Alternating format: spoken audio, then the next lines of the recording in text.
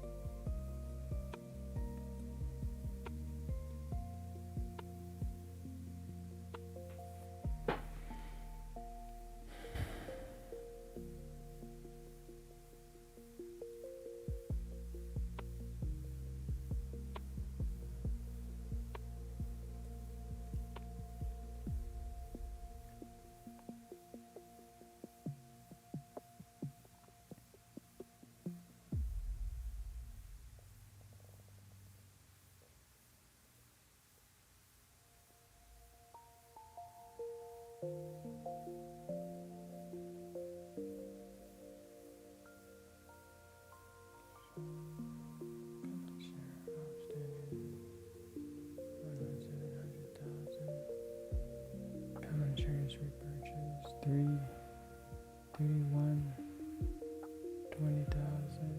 Conversion of preferred shares, 630, 40,000.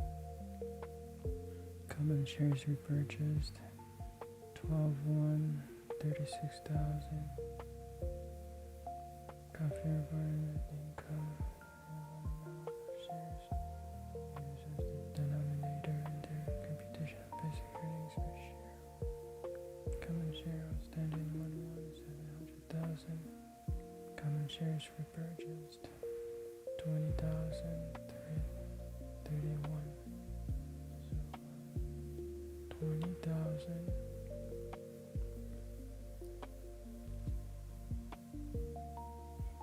It's 20,000 times from March. It's 9 months times 9 divided by 12 is 15,000 plus 15,000.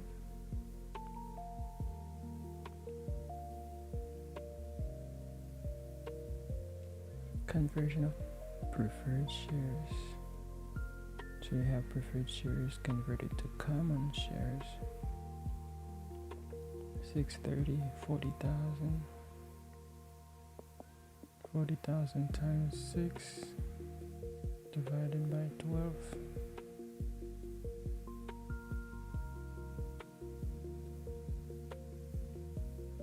That's 20,000. You add 20,000. Common shares repurchased December 1st, 36,000. 36,000 times 1 divided by 12, 3,000.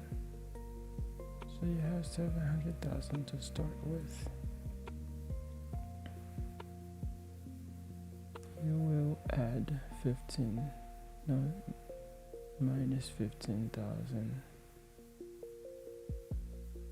plus 20,000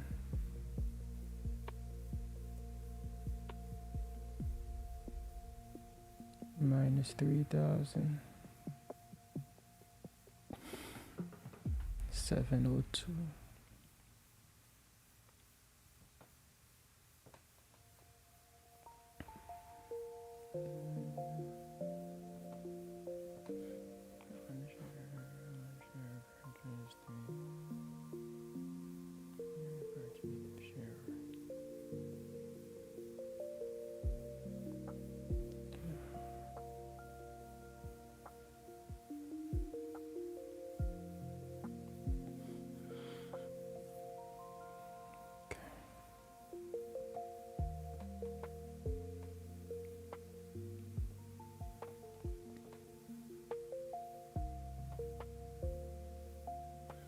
Net income minus preferred stock dividend divided by weighted average number of common shares outstanding.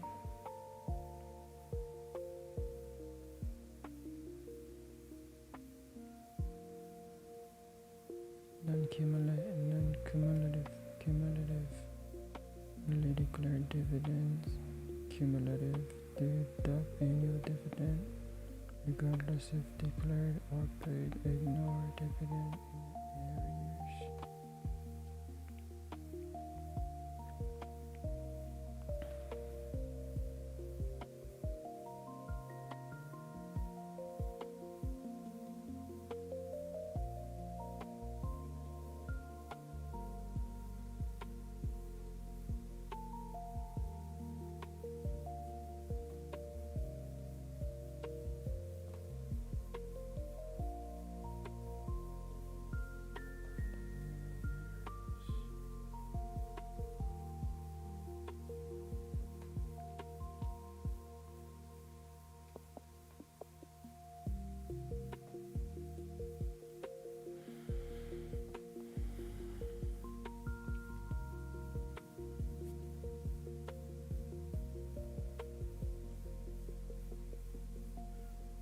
Non-cumulative only declared dividends, cumulative deduct annual dividend regardless if declared or paid. Ignore dividends in arrears. Basic EPS formula: net income minus preferred stock dividends divided by weighted average number of common shares outstanding. Okay, that's for basic EPS. Net income minus preferred stock dividends divided by weighted average number of common shares outstanding.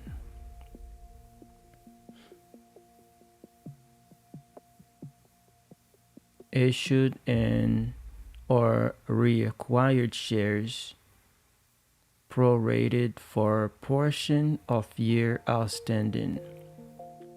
Stock splits and stock dividends treated retroactively as if occurred at the beginning of year or earliest period presented. That's EPS. When calculating basic earnings per share or basic EPS, the weighted average number of common shares outstanding reflects stock changes during the reporting period. Additional shares issued must be weighted, prorated, for the portion of the year they are outstanding. Weighting reflects the period the funds received from the shares issued are available for use by the company. Example, from that point on, not the entire year. Shares repurchased, that means treasury stock, are also weighted but reduce the shares based on the weighted period not outstanding. If a company has a complex capital structure, that means securities that are convertible into common stock, only actual conversion of the securities is used in the calculation of basic EPS. Okay.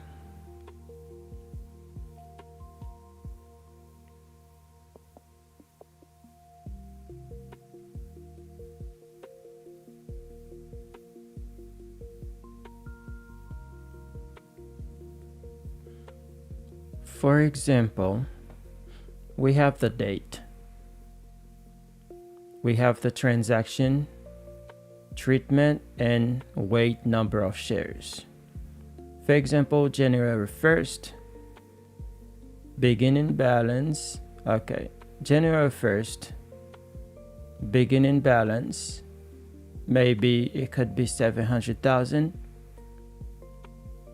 If it starts January 1st, it is outstanding all year. So we have 700,000 times 12 divided by 12. It remains 700,000. If the transaction happened on March 31st, for example, repurchased 20,000 shares from the 700,000, it will be weighted for 9 months because the transaction happened in March 31st. So 9 months left. So you will wait it for 9 months. So how you do that? It's going to be the 20,000 times 9 months divided by 12 months. That will give you 15,000. For example, we have June 30th. The transaction happened and the transaction was converted 40,000 shares of preferred stock to common stock. So what do?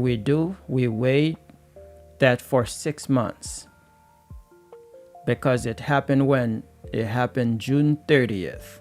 So 6 months left. What do? We do 40,000 times 6 months divided by 12 months. This becomes 20,000. December 1st, there is another transaction. Repurchased 36,000 shares. Waited for how long? For 1 month, because it was in December 1st. So what do? It was 36,000 shares. We will do 36,000 times 1 month divided by 12 months. So that will be 3,000. So that you understand, let me read the question. The question is, it's possible insurance had the following information related to common and preferred shares during the year. Common shares outstanding starting January 1 or January 1st is 700,000. Common shares repurchased. This transaction happened on March 31st. Repurchased 20,000. Conversion of preferred shares. This transaction happened on June 30th. 40,000. Common shares repurchased. This transaction happened on December 1st. 36,000. So the question is, it's possible insurance reported net income of $2 million at December 31st. What amount of shares should it's possible use as the denominator in the computation of basic earnings per share? So here they are asking the denominator, not the numerator. What you need to know here is the formula. What is the formula for basic EPS? It's net income minus preferred stock dividend divided by what? Divided by weighted average number of common shares outstanding. So the denominator is the weighted average number of common shares outstanding. This is what the question is asking. So that's the reason why, even though we have the net income, we don't need net income for now, because net income does not participate in the denominator. So net income is for numerator. So if they ask us for numerator, we will be using the net income. Since they ask for denominator, we don't use the net income. So we already know the formula. Weighted average number of common shares outstanding. So that's why we went and weighted all of these transactions month by month when they happen. So as we said, common shares outstanding 1/1 January 1st, 700,000. This is outstanding for the whole year, so we leave it as is. Second transaction, common shares repurchased March 31st. So this, remember, if it's repurchased, this is treasury stock. We will weight this transaction for the month it was not outstanding. All right. When it is repurchased, this is called treasury stock. We will weight the transaction for the month the shares were not outstanding. Okay. So that's why we say they were not outstanding for 9 months. So the transaction will be 20,000 times 9 divided by 12. So that will give us 15,000.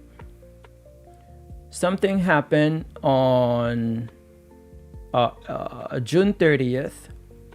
Conversion of preferred shares. So conversion of preferred shares, that means they converted preferred shares to common shares. How many shares? 40,000 shares. So this conversion happened on June 30th. So these shares will be outstanding as common stock for 6 months. So what we say, 40,000 times 6 divided by 12. And it will give us the result will be $20,000. So we will add the $20,000. And remember, when it is a repurchase, you will subtract. If it is a repurchase, you will subtract. Treasury stock, when it's repurchased, you subtract it from the 700,000. Conversion, you add.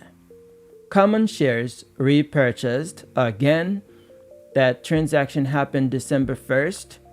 That's 36,000. So we waited for the time it had not been outstanding. Not the time it was outstanding, repurchased the time it has not been outstanding. So it was not outstanding for 1 month because it happened December 1st. So what do? We do 36,000. 36,000 times 1 divided by 12. So it will give us 3,000. So we subtract 3,000. So it will give us the result. Subtracted from the 700,000 that you have originally.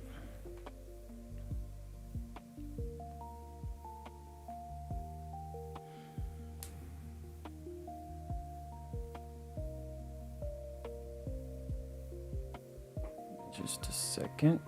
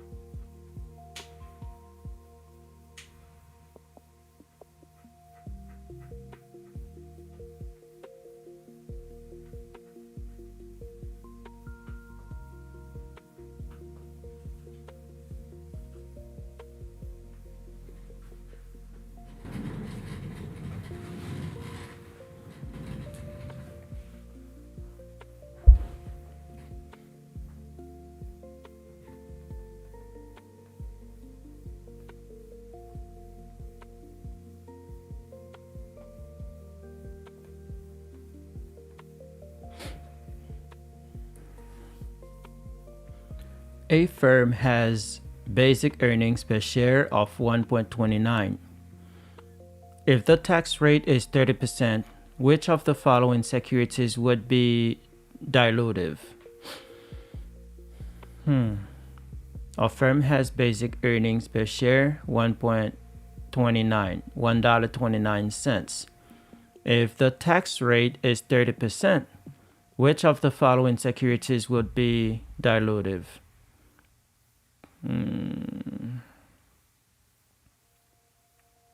I don't get it. Let me get some explanation.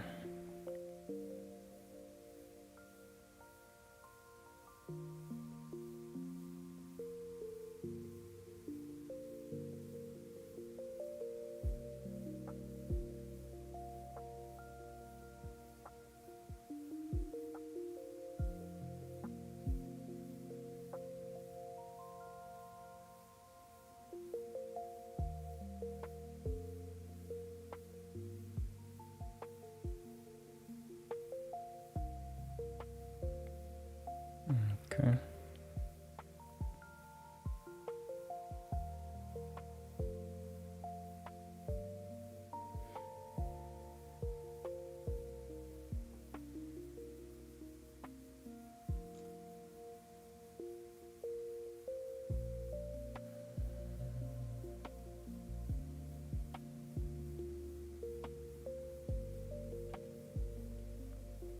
All right, let's see. Oh no, okay, that's not what I'm trying to do.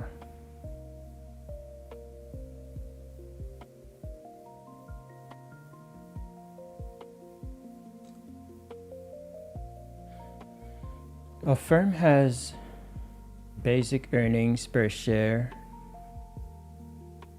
1.29.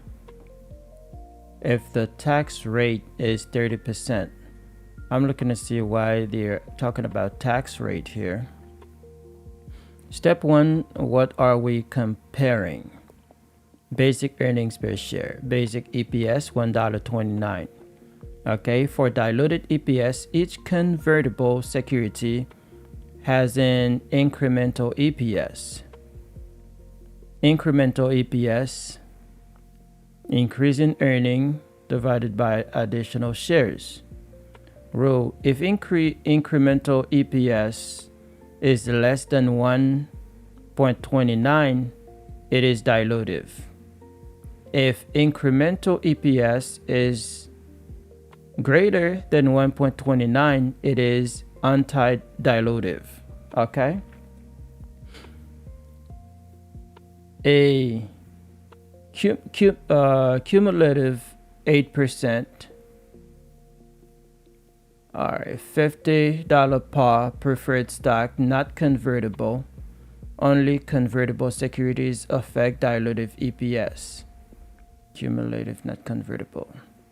Convertible bonds, each $1,000 bond pays 1,000 times 10%, $100 interest. After tax interest saved equals 70. All right. I want you to explain that in a different way where it makes sense. We are not trying to resolve each answer, but I want an explanation of what's going on, why they are asking this question, what is the backstory of that question.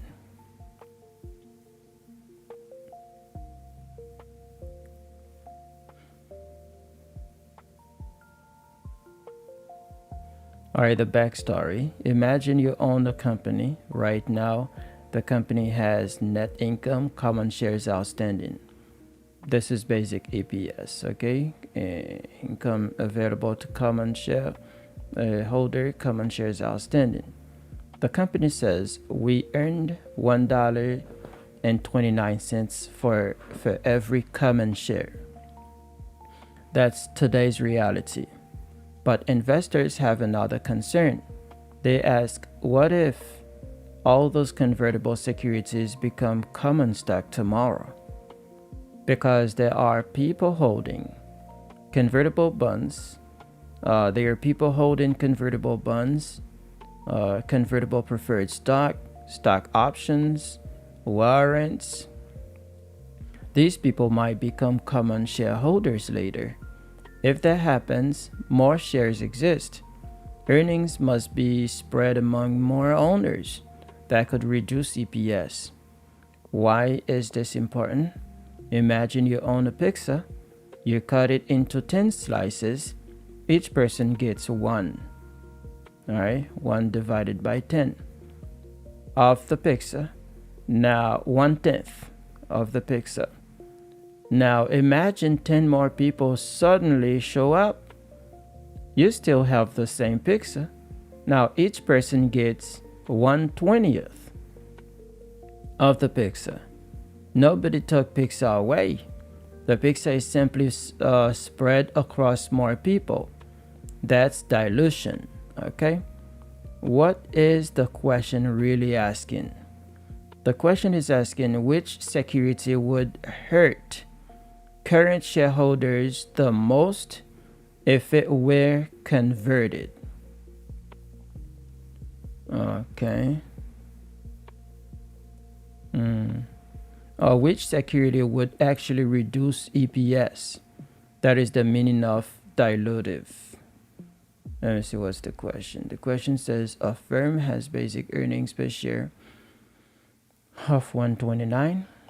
If the tax rate is 30%, which of the following securities would be dilutive?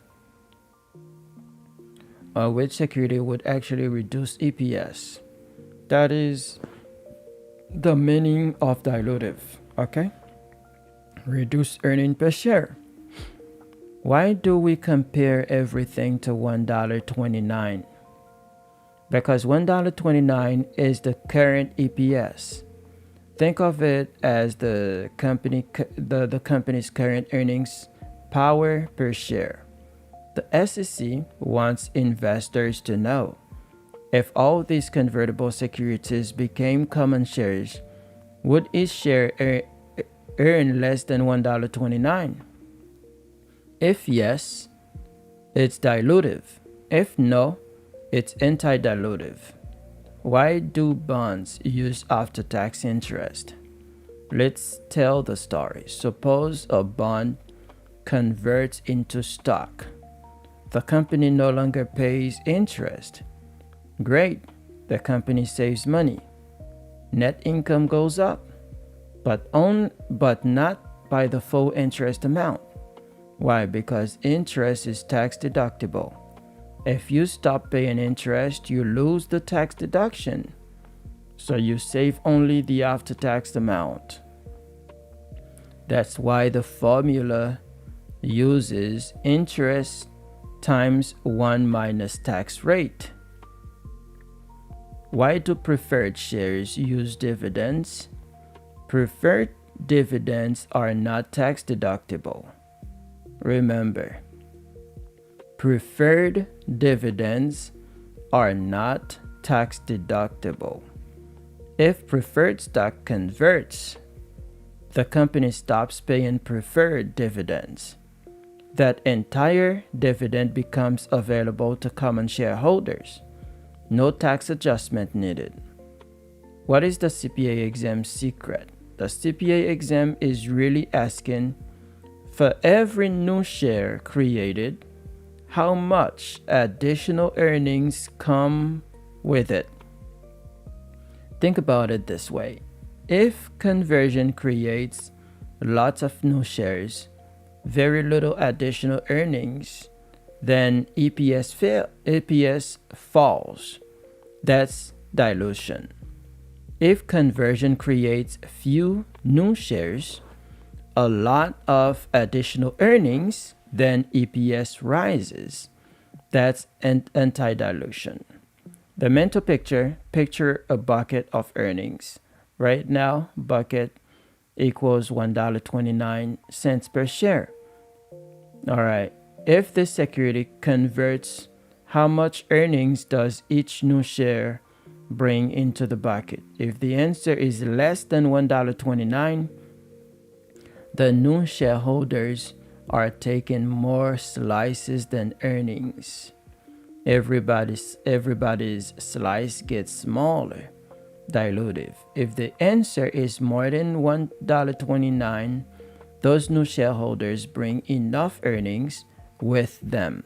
The slices do not get smaller. Anti-dilutive. Okay.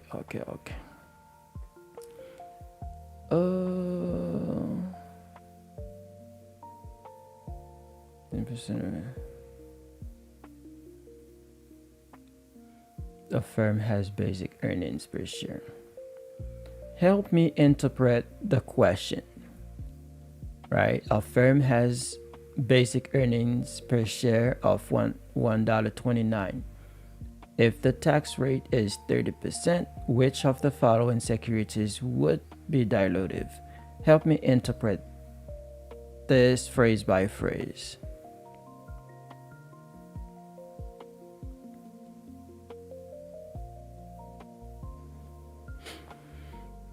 Okay, original question. A firm has basic earnings per share of $1.29. What does this mean? The company already calculated its normal EPS, basic EPS, and it's $1.29. In plain English, right now, each common share is earning $1.29. This is our starting point. Then current shareholders are receiving $1.29 of earnings per share. Okay. Next phrase. If the tax rate is 30%, what does this mean? Immediately your brain should think there must be convertible bonds somewhere. Why? Because only bonds require an after-tax adjustment. Remember that. Only bonds require an after-tax adjustment. When bonds convert, interest expense disappears. Taxes increase we must calculate after-tax interest saved. The question is giving us the tax rate ahead of time because it knows you will need it for any bond answer choices. Think the tax rate is a tool I may need later, not the tax rate changes EPS. Next phrase, which of the following securities? What does securities mean? The company has issued different financial instruments, example bonds, preferred stock, convertible securities. The exam is saying, look at these investments people are holding. Look at these investments people are holding. Next phrase, would be dilutive. Okay, this is the most important phrase. The question is not asking which security converts, which security pay interest, which security pays dividends. The question is asking which security would reduce EPS if converted into common stock. That's all. Which security would reduce EPS, would reduce earnings per share if converted into common stock. That's all. Okay. Now read as you're explaining it to a friend. The company currently earns $1.29 per share. Some investors hold securities that can potentially become common stock. If those securities convert, which one would cause earnings per share to go down? That's the entire question. What is the exam looking for? The exam wants you to compare current EPS $1.29 against incremental EPS for each convertible security. The exam is really asking, if the security converts, does it bring less than $1.29 of earnings for each new share? If yes, it's dilutive. If no, it's anti-dilutive. Okay.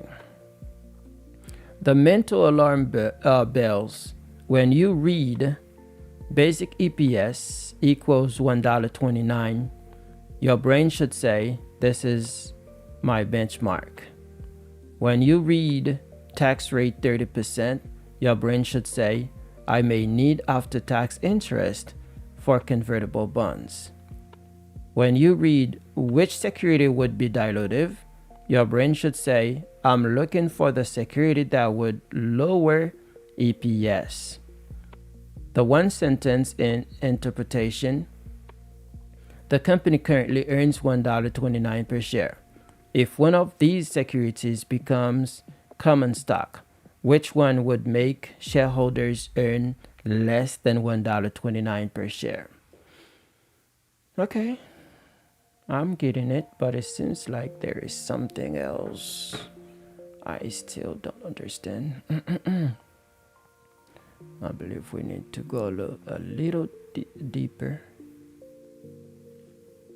We need to go deeper into that.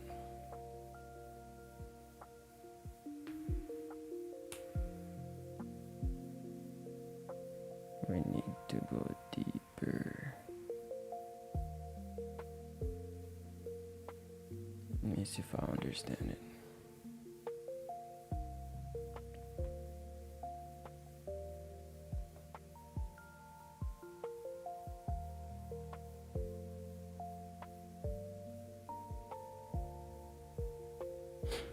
Okay. So, a firm has basic earnings per share of $1.29 if the tax rate is 30%. Which of the following securities would be dilutive?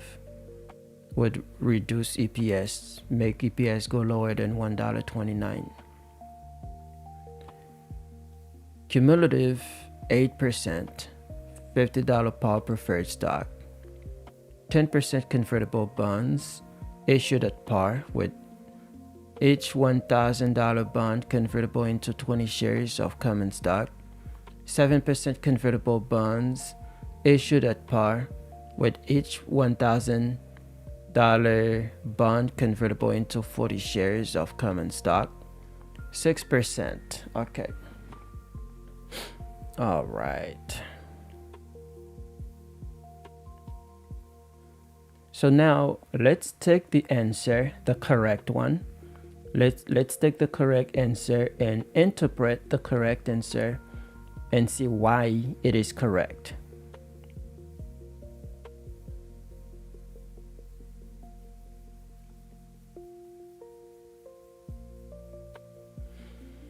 Okay.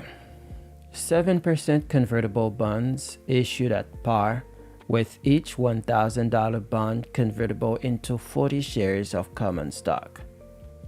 Don't calculate yet. Let's understand this story. Phase 1, 7%. This is the interest rate on the bond. Okay? In plain English, the company is paying 7% interest every year to bondholders. For every $1,000, it's $70. So the bondholder receives $70 of interest each year. Okay. So that's why we need the tax rate, because of the interest.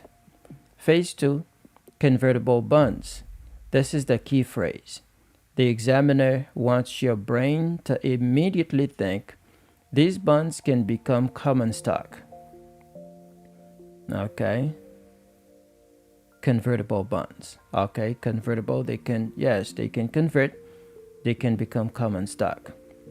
Today, the holder is a lender, is a creditor. Tomorrow, the holder could become an owner, a shareholder. That means more common shares could exist in the future. And more shares means more dilution. Phase 3, issued at par. Students often get distracted by this. For this question, it doesn't really matter. It simply means the bonds were issued for their face value. A $1,000 bond was sold for $1,000. No premium, no discount. The examiner is just giving a complete description of the bond. Phase 4, each $1,000 bond, the examiner is creating a unit for you. Let's analyze one bond. Everything will be based on one $1,000 bond. Phase 5, convertible into 40 shares of common stock. This is the most important part. The examiner is saying if the bondholder converts, the company must issue 40 new common shares. Notice something. The bond only generates $70 of interest, but it creates 40 new shares. That's a lot of shares. Your farm instincts should start tingling. What is the story here? Imagine the company says instead of being a lender, become an owner. The bondholder agrees. What happens? The company stops paying interest. Good news. The company saves money. But the company must issue 40 new shares. Not so good news. Now earnings must be spread across 40 additional shareholders. Why does this become dilutive? Think about pizza. Before conversion, smaller number of shareholders. After conversion, 40 more slices must be handed out.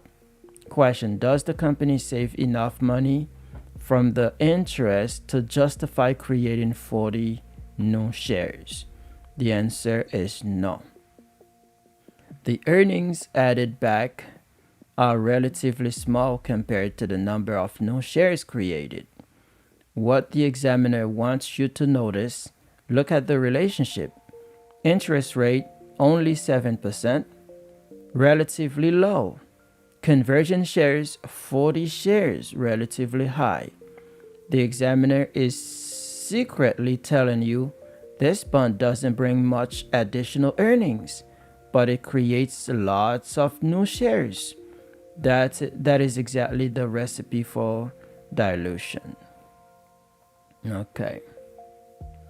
When you read 7% convertible bonds, each $1,000 bond convertible into 40 shares, translated to this security adds a little earnings but creates many new shares.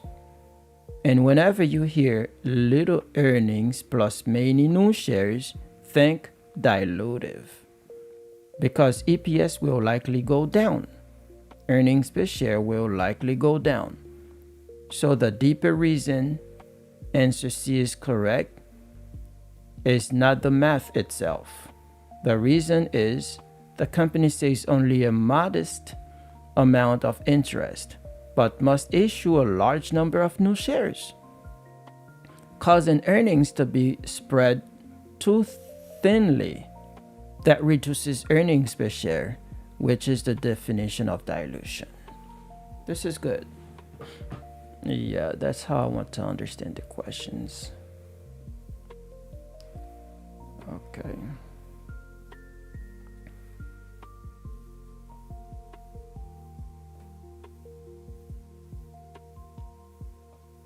right.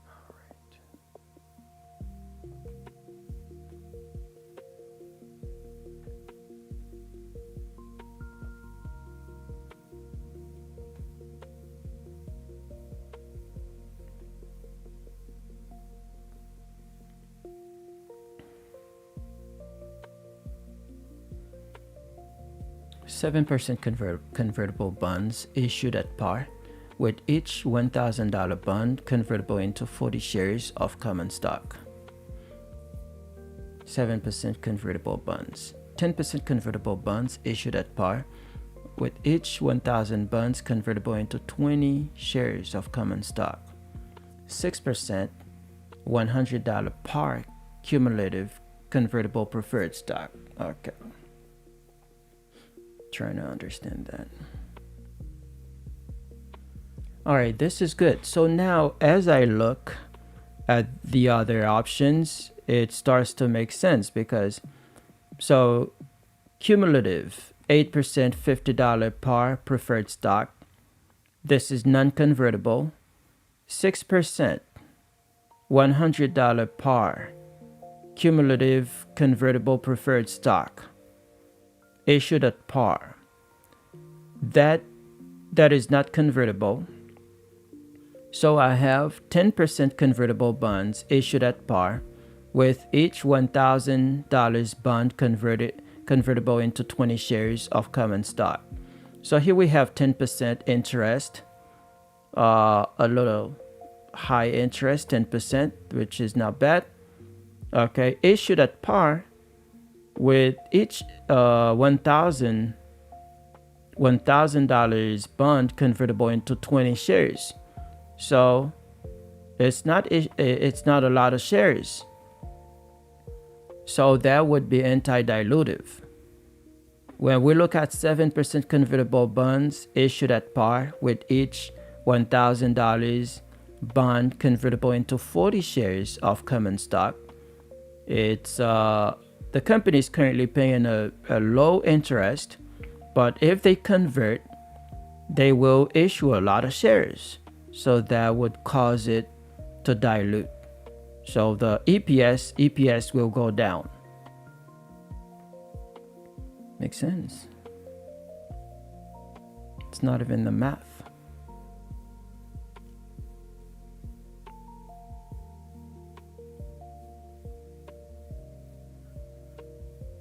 Convertible bonds, each $1,000 bond into 20 shares. Your interpretation, high interest, not many shares. Exactly, the company is paying 10% interest, which means it saves quite a bit of money if the bonds convert. So it would not dilute. At the same time, it only has to issue 20 shares. So the story is, I save a lot of earnings and only create a few new shareholders.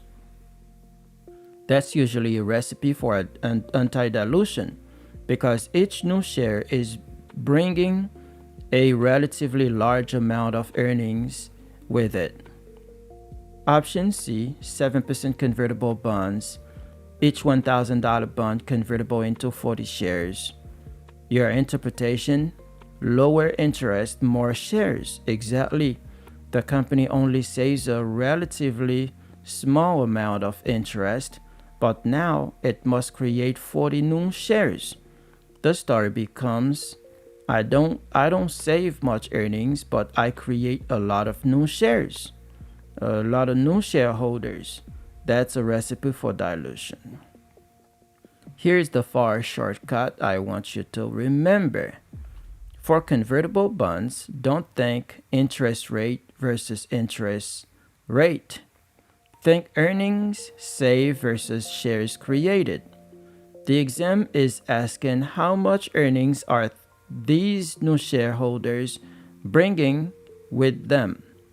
Visualize it. Option B, company saves a big bucket of earnings. Earnings saved equal large. New shareholders 20. Each shareholder gets a decent amount. Result, EPS tends to stay high. Anti-dilutive. Option C, company saves a smaller bucket of earnings, which is the 7%. When we say the company save the 7%, the company will not need to pay that 7% anymore because these bonds have been converted into common stock. So the company doesn't need to be paying the interest on the bond anymore. So the company saves 7%. New shares, 40 shares. 40 new shares. Now that bucket must be divided among twice as many people. Result, EPS tend to fall. Dilutive. What about D? This one becomes easier now. 6% $100 par. Cumulative convertible preferred stock. Each preferred share convertible into 4 common shares. The company saves 100 times 6 is $6 of preferred dividends, but it only creates 4 shares. The story is I save $6 and only issue 4 shares. That's actually a pretty good trade. Each new share is bringing $1.50 of earnings. Since the company currently earns only $1.29 per share, those new shares are bringing more than the current EPS. Okay. Makes sense. It's making sense. Cumulative par preferred stock. $50 par preferred stock. Okay, convertible. This is convertible. Okay.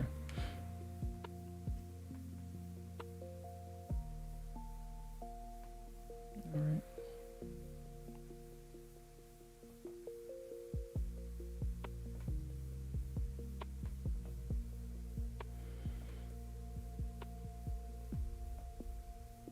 Dividend not paid on preferred stock after tax interest expense.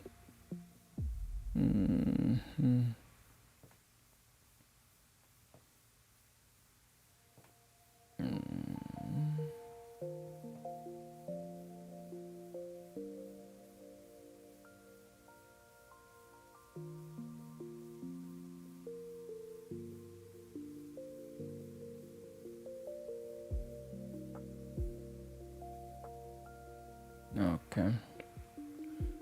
Diluted earnings per share EPS adjusts the basic EPS formula by considering the conversion effects of all potentially dilutive securities. The numerator is increased by the convertible preferred stock dividends and or after-tax interest expense that would not be due if the security is converted. The denominator is increased by the additional common shares that would be outstanding if the security is converted.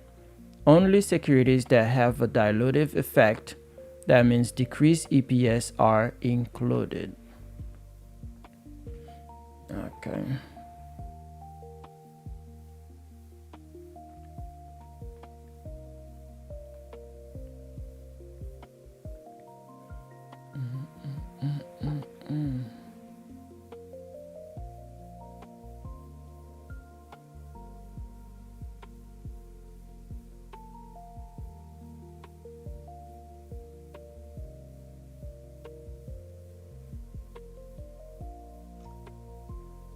let's see.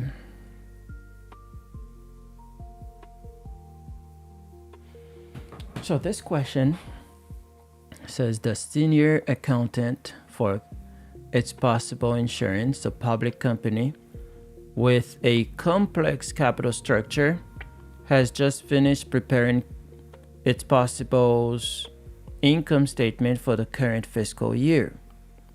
While reviewing the income statement, its possible finance director noticed that the earnings per share data has been omitted. What changes will have to be made to its possible income statement as a result of the omission of the earnings per share data? Okay, has to be reviewed. This is a lesson that we need to memorize, fortunately or unfortunately. It has to be the no change. It's possible income statement will have to be revised to include the earnings per share data.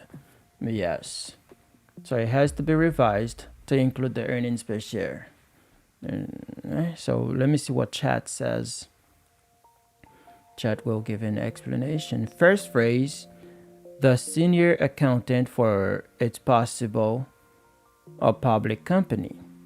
Immediately, your far brain should think this company is publicly traded.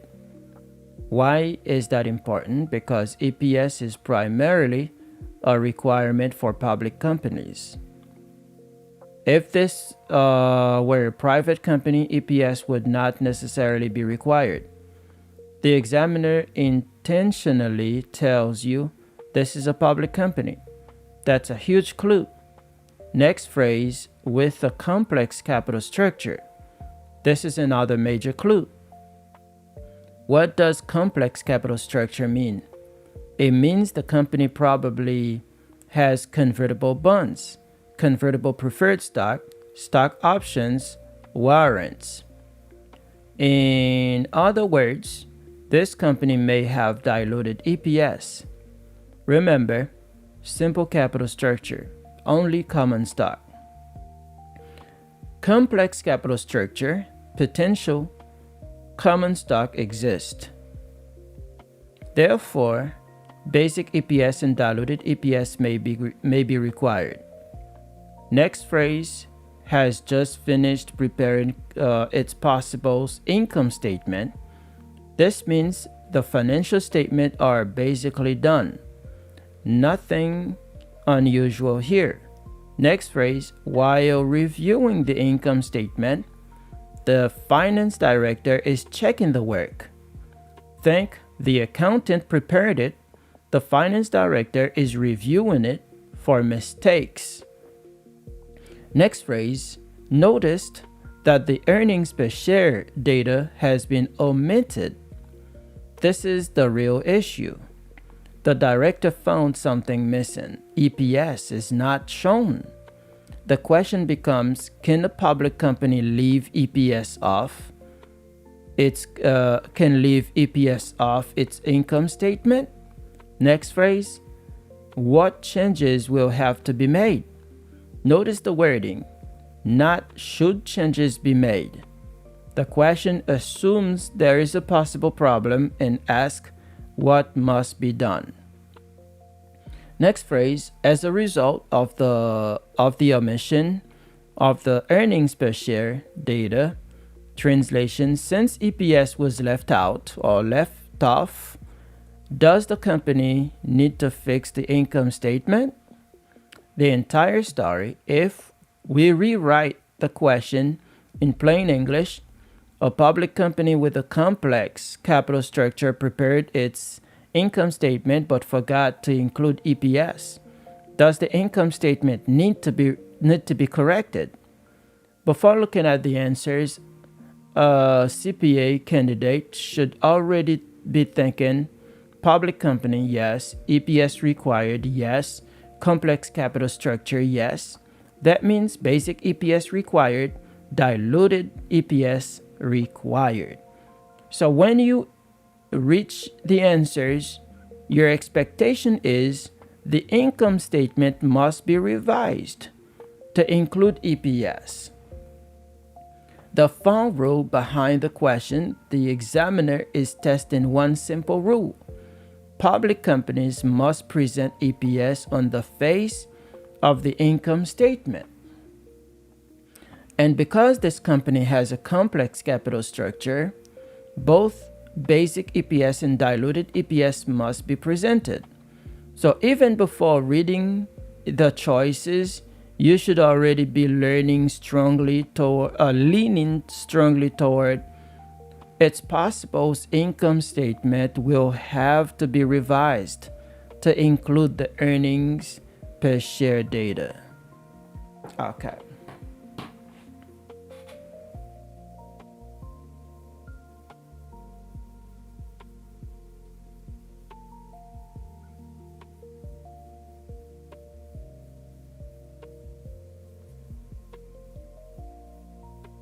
Okay, makes sense. Carlton's income, it's possible income statement will have to be revised to include the earnings per share, data. Okay, makes sense. All right.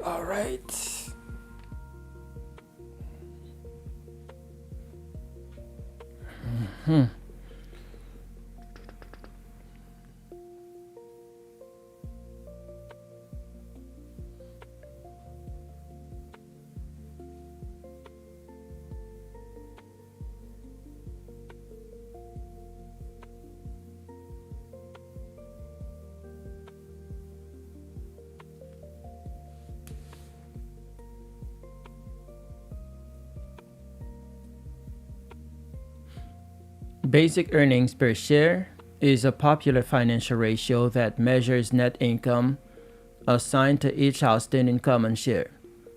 It is the only financial ratio that is required under GAAP to appear on the financial statements.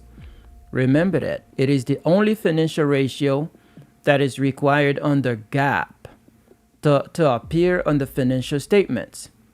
If a company has a complex capital structure, it is also required to disclose diluted earnings per share, which includes dilutive securities such as stock options and convertible bonds. Basic earnings per share will always be shown on the income statement for income from continuing operations and net income if different. Earnings per share information for discontinued operations may be shown on the income statement or in the notes. All right, so there is no income threshold. Earnings per share is always reported. So there is no need to say if the capitalization is greater than 5 million, than 2 million. You don't need that. It's only that income statement will have to be revised to include the earnings per share data. That's all. Companies are not required to present comprehensive income on a per share basis, even if it appears on the comprehensive income statement. Basic earnings per share is always disclosed on the income statement, regardless of the income or loss of the reporting entity. If the entity has a complex capital structure, diluted earnings per share must also be reported. Okay. Remember that. Always remember. Okay, it's a public company. You have to report EPS. No matter how much money you made, how much money you lost, EPS has to be reported. Okay, if you have a complex structure, you need to report basic and diluted EPS. That's what it is, my friend. Okay, got it. All right.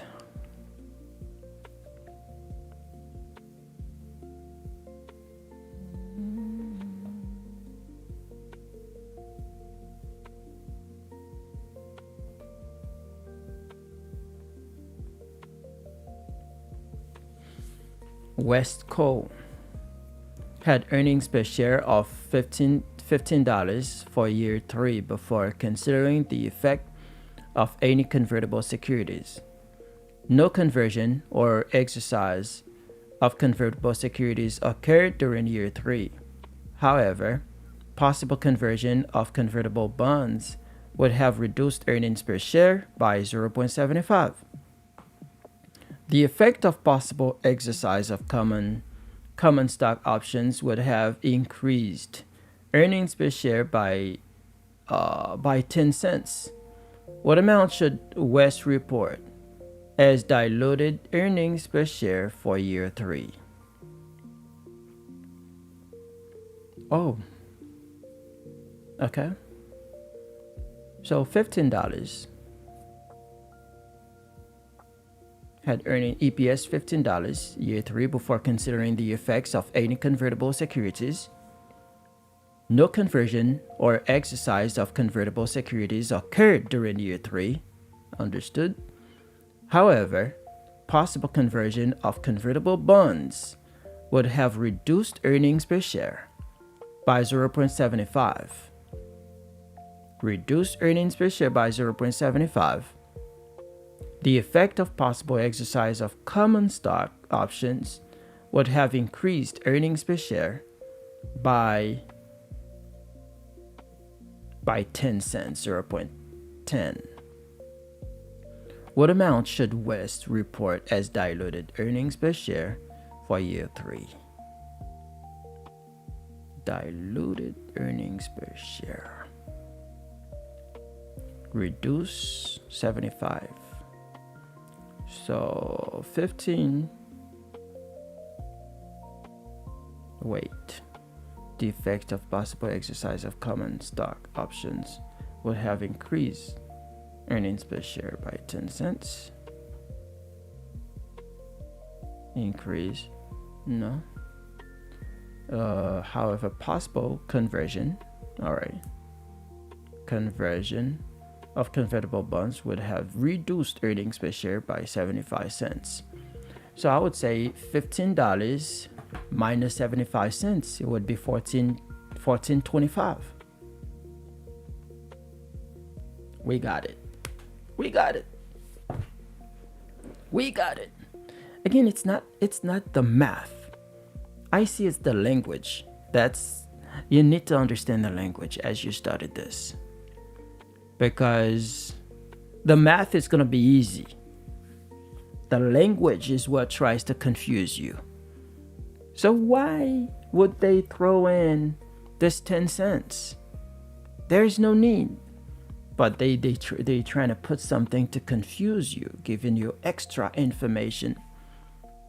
But yeah, it's language. I believe this exam is more language than math.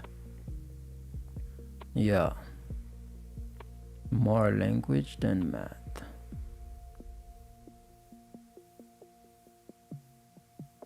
Yeah. So things to remember: diluted earnings per share take into account the effects of all potentially dilutive financial securities that are convertible into common stock. Securities that are dilutive, decrease EPS, are included in the calculation. Anti-dilutive securities that increase EPS are excluded. Makes sense. A medical technology firm had 18,000 shares of common stock issued and outstanding at the beginning of the year. The following transaction occurred during the year. The date: April 1st, December 1st. Transaction: issued additional 3,000 shares. December 1st, purchased 1,200 shares of treasury stock. How many shares would be used to calculate basic earnings per share? Okay. So what happened? A medical technology firm had 18,000 shares of common stock issued and outstanding at the beginning of the year. All right. The following transaction happened. What's the question? How many shares would be used to calculate basic earnings per share? So how many shares would be used in the denominator? That's That's it. Right? So what transaction do we have? April 1st issued additional 3,000 shares. So if 3,000 shares were issued on April 1st, that means we need to wait them. April is the 4th month, right? Yes, 4th month. So these 3,000 shares have been outstanding for 8 months. So what we got to do is they've been outstanding for 8 months. So it's what? 3,000 shares. So it's going to be 3,000 times 8 months outstanding divided by 12 months of the year. So it's 2,000. So we're going to add 2,000 on 18,000. That's going to make it 20,000. On December 1st, something else happened. They purchased 1,200 shares of treasury stock. So they purchased their own shares back. So that's going to reduce the number of shares. It's 1,000. Oh, it's already time? Wow. 1,200 shares of treasury stock December 1st. So they were removed from outstanding for 1 month. So what we're going to say is 1,200 times 1 divided by 12. So it's 100. So this will reduce EPS. So it was 20,000 minus 100, 19,000 something. 19,009. I need to go. All right, we'll come back to this after break.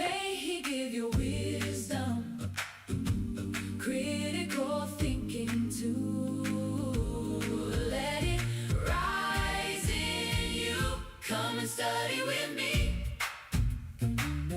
Come and study with me. You've got what it takes. Oh, you've got what it takes.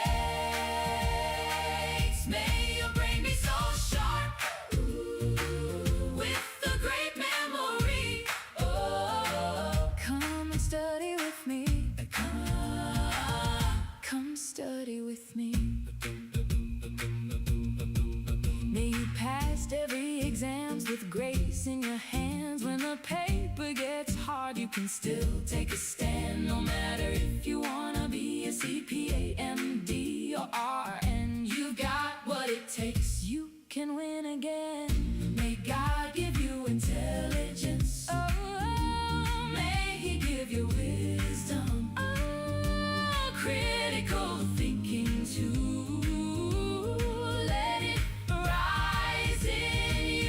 Come and study with me. Come and study with me. Come and study with me.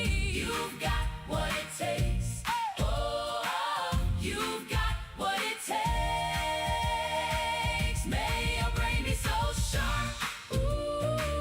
With a great memory. With a great memory. Come and study with me.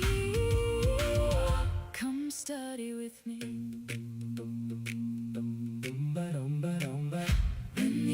Feel long when the notes run deep.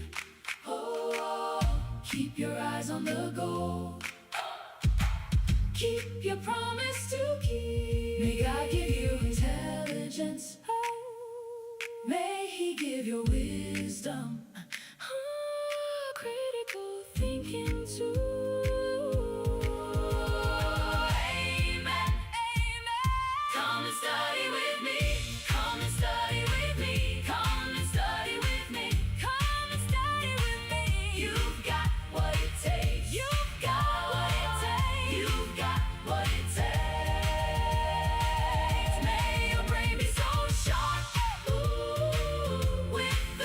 Memory.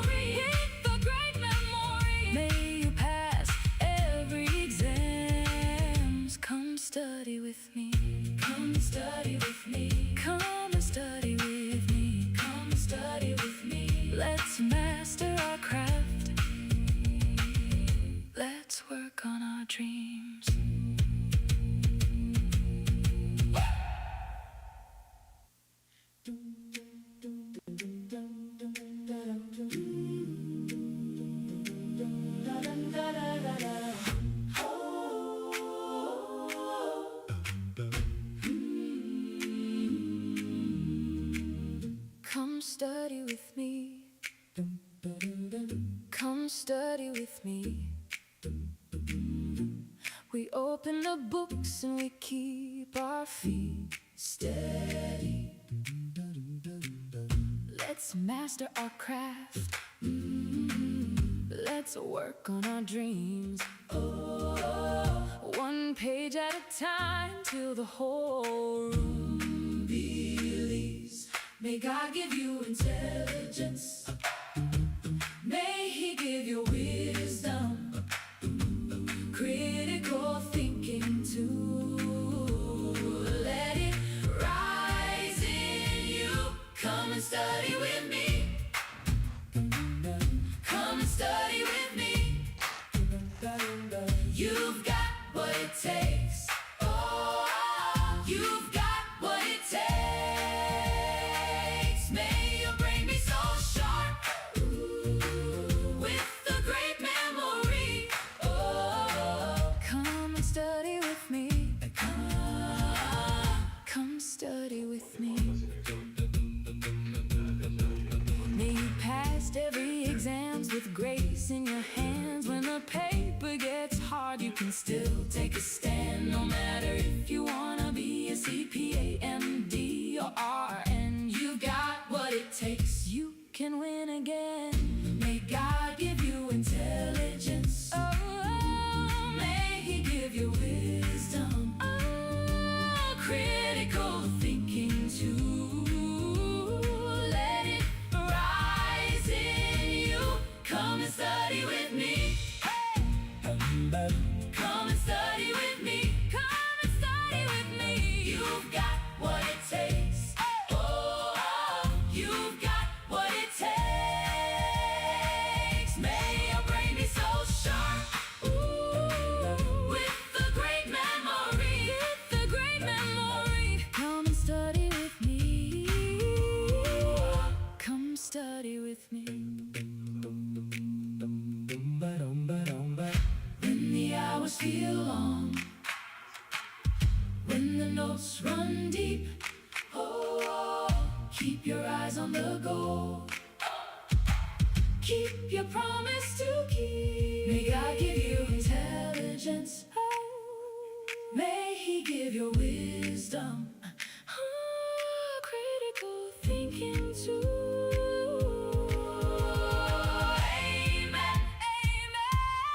Study with me. Come and study with me. Come and study with me. Come and study with me. You've got what it takes. You've got what it takes. You've got what it takes. May your brain be so sharp, with a great memory. With a great memory. May you pass every exams. Come study with me. Come and study with me. Come and study with me. Come and study with me. Let's master our craft. Let's work on our dreams.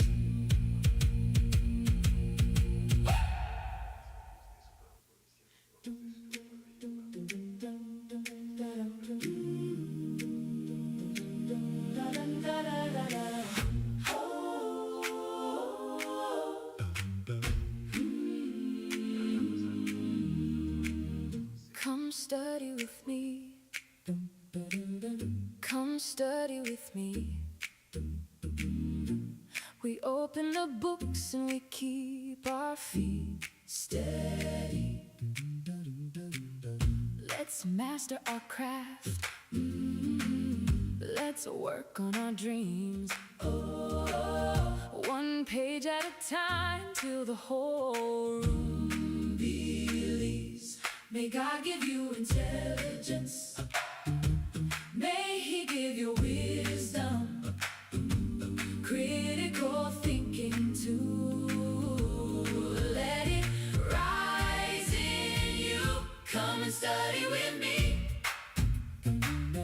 Come and study with me. You've got what it takes. Oh, you've got what it takes. May your brain be so sharp, with a great memory. Oh,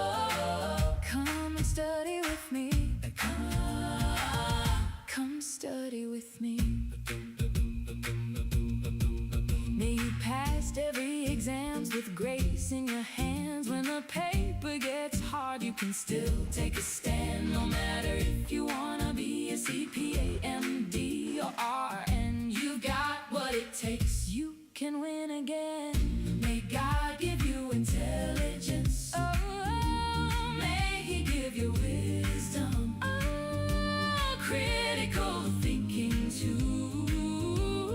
Let it rise in you. Come and study with me. Hey! Come and study with me. Come and study with me. You've got what it takes. All right, we're back. You've got what it takes. We are back. Let's go ahead and keep going. Let's keep going. These questions, they are really mental. I really need to focus. Really need to focus to understand these questions. If not, it's gonna be hard. Light is really off. Let me just check this real quick.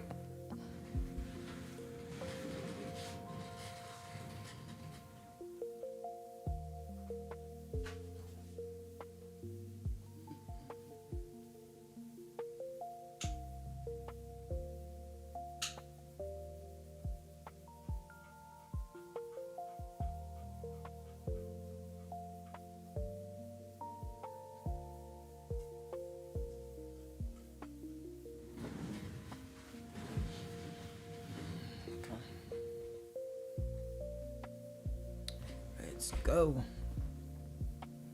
All right, let's do it.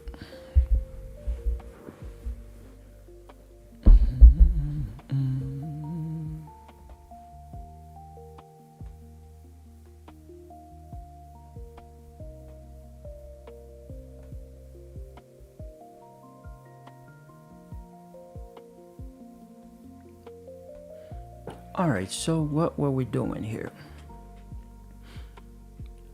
The question is, a medical technology firm had 18,000 shares of common stock issued and outstanding at the beginning of the year. The following transactions occurred during the year. The first date is April 1st. The second date is December 1st. Transaction April 1st is issued additional 3,000 shares. December 1st purchased 1,200 shares of treasury stock. So treasury stock is when the company buys back its own shares. So that will reduce the number of shares. Okay. For April 1st, we need to wait it. How many months these shares were outstanding? There are two things here. The first one, when you issue the shares, you need to calculate or wait it for how many months they were outstanding. When you repurchase the shares, when we talk about purchase or repurchase treasury stock, you need to calculate or wait it for the month or the months they were not outstanding during the year. So it's the inverse. Issue, you calculate for the month they were outstanding. Purchase for the month they were not outstanding. Okay, so let's go ahead and see what we got. So April 1st, we have 3,000 shares issued. So April is the fourth month. April 1st.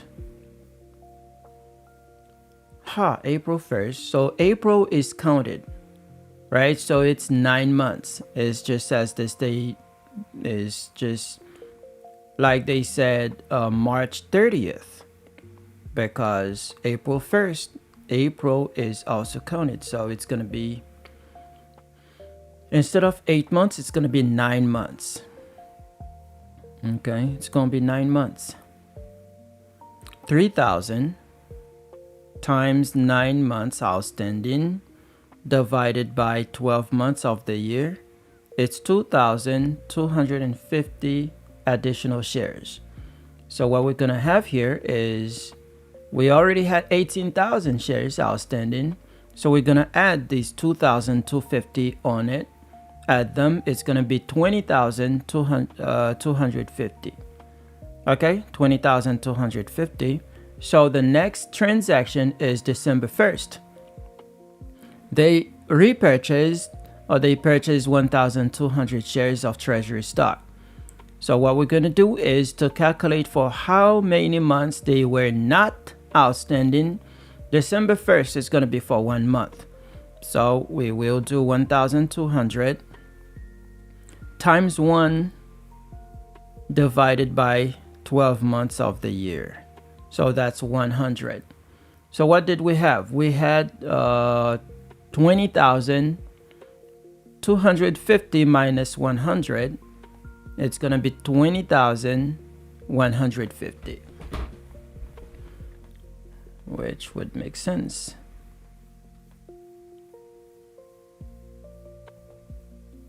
Okay. Exactly. We got it. We got it.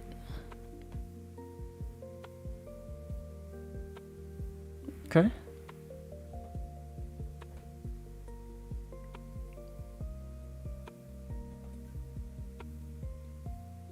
The reason I'm doing it out loud is because I want to come back to it and listen to myself. And I don't have anyone watching right now either, so I'm doing it for myself. I ain't doing it for nobody else then. I'm the only one. I like my own video. I watch my own video. I listen to my own video, whatever, you know? That's what it is. I don't care. All right, let's go. I talk to my own self. All right, let's go. Let's do it. Let's do it. Let's do it. I have so many questions. Got so many questions to do. Still have 1,000 left. Public company reporting. Let's do this. Let me take 10.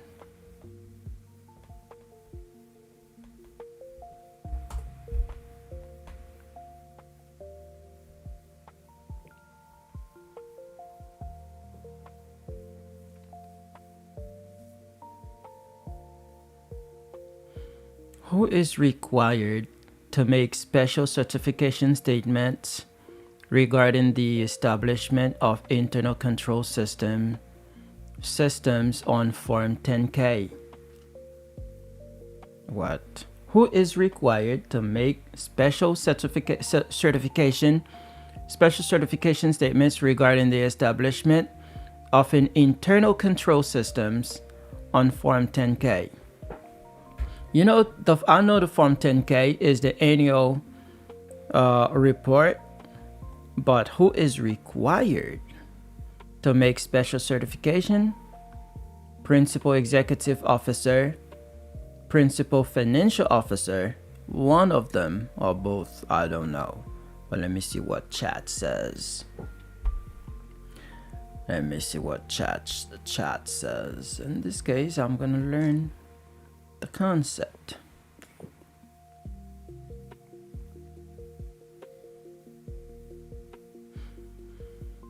All right, so let's answer this question, but also teach me everything I need to know about this concept. I know the Form 10K, but talking about the Principal Executive Officer, Principal Financial Officer, who is required to make special certification, so teach me this lesson.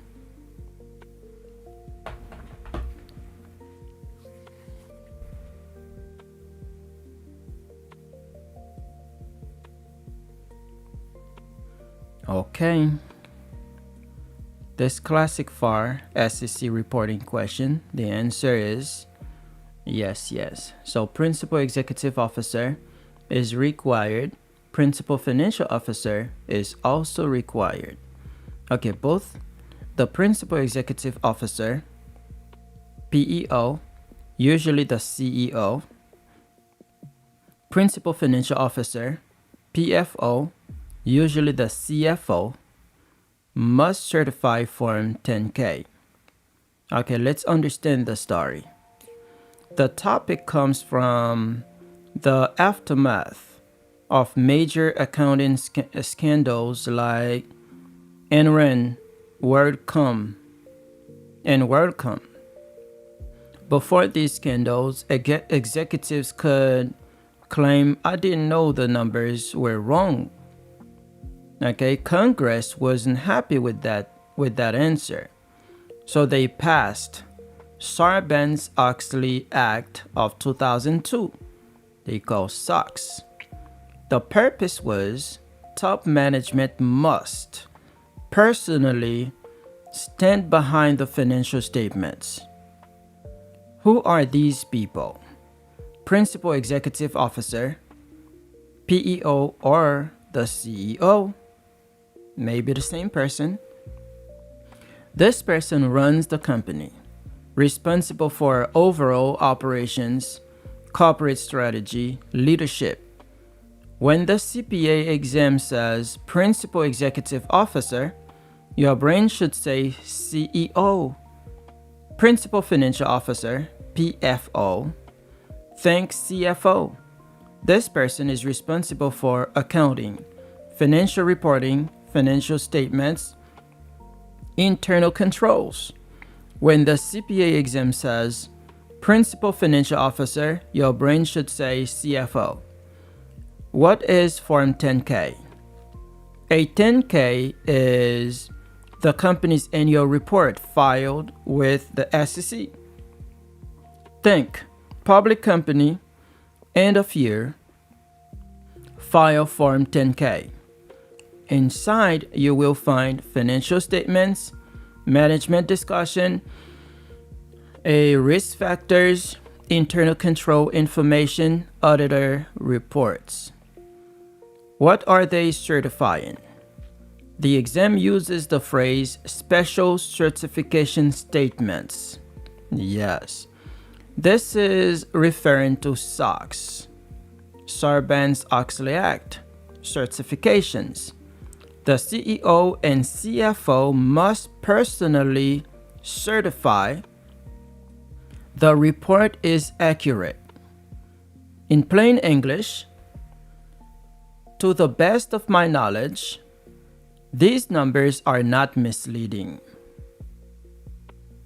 Internal controls exist. In plain English, we have systems in place to prevent errors and fraud. They evaluate those controls, meaning we did not just assume the controls work, we tested them. They disclose weaknesses, meaning if something is broken, we told investors. Why does FAR care? The CPA exam wants you to know who is ultimately responsible. Not the controller, not the auditor, not the accounting manager. The responsibility sits at the top, CEO and CFO. They must sign. Easy memory trick. When you see Form 10K, immediately think annual report. When you see certification, immediately think SOX. When you see SOX, immediately think CFO plus CEO plus CFO sign. So here's a shortcut. The topic, Form 10K, remember annual SEC filing. Form 10Q, quarterly SEC filing. PEO is equal to CEO. PFO is equal to CFO. SOX certification, CEO and CFO must certify. Internal control, management is responsible. Auditor tests and reports but does not certify for management. The one sentence rule.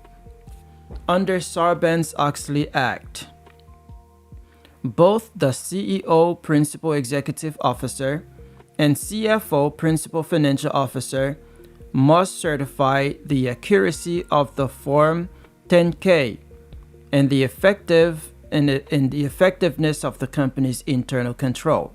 That's why the answer is D, both. Okay, give me just a second.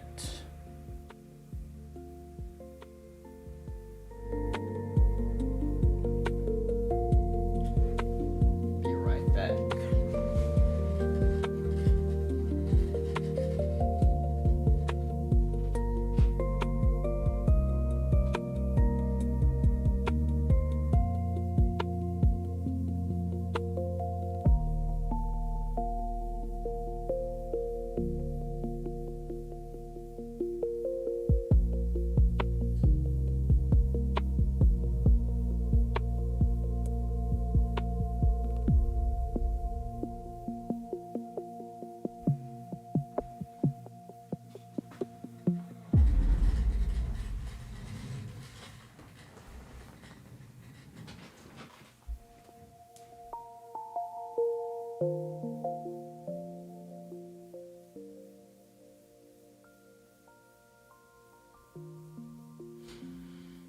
Okay,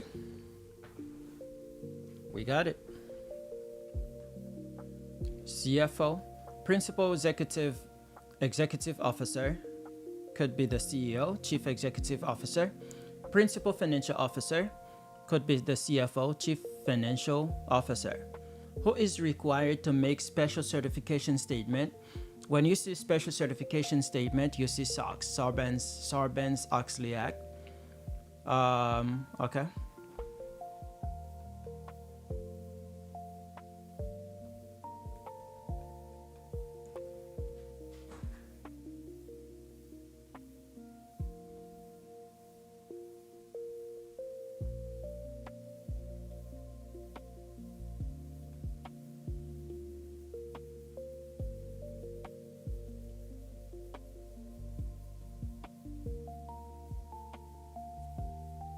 Okay, internal control.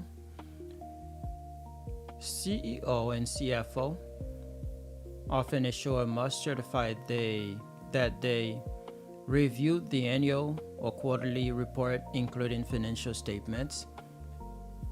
They believe financial information is fairly presented. They are responsible for internal control. They evaluated the effectiveness of internal control within the past 90 days.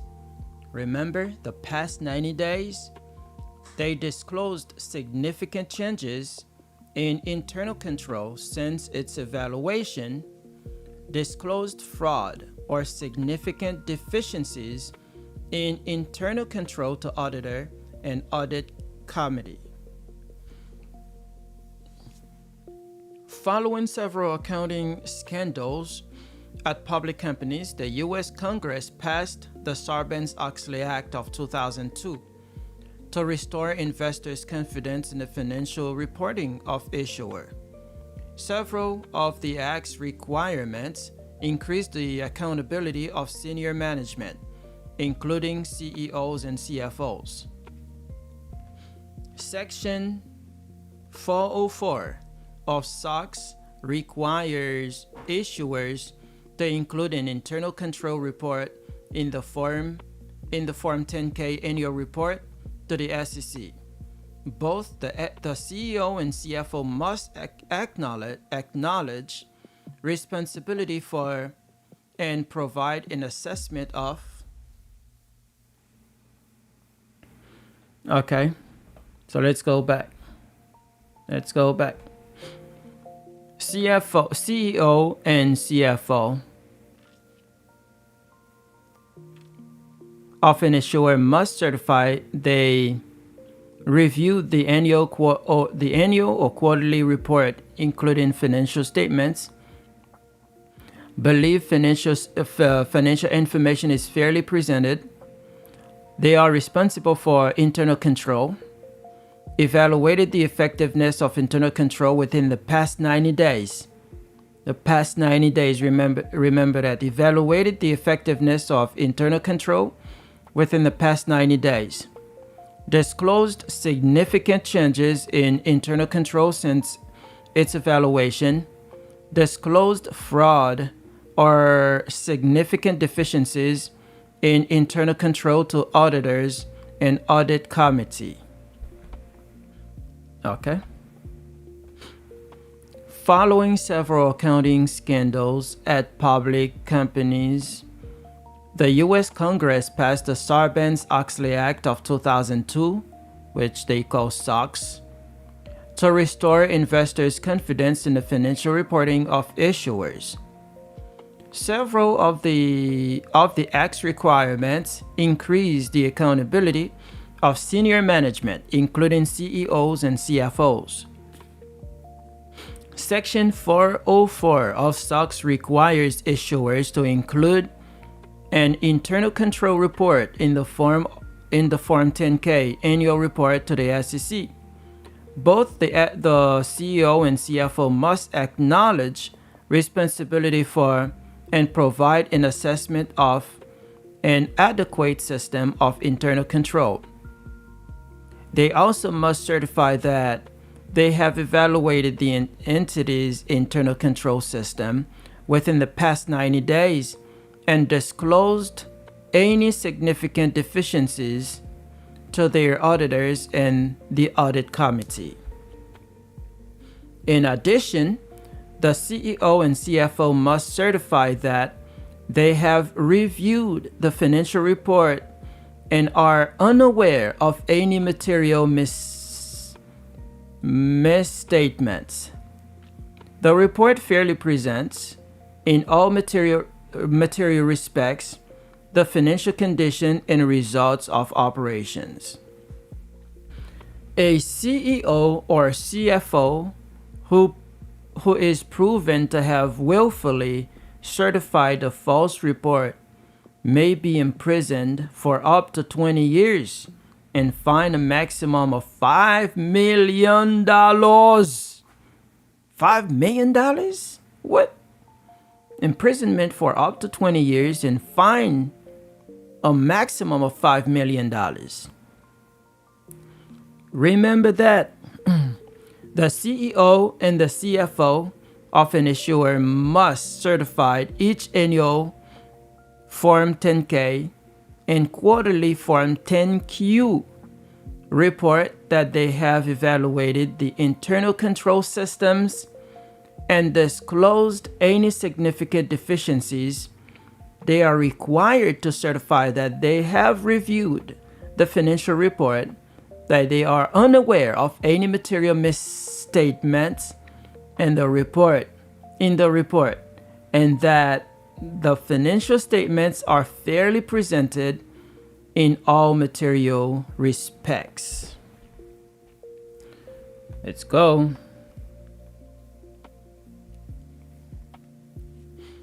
The following information pertains to, it's possible, a company whose common stock trades in the public market. So it's publicly traded. Shares outstanding January 1, 100,000.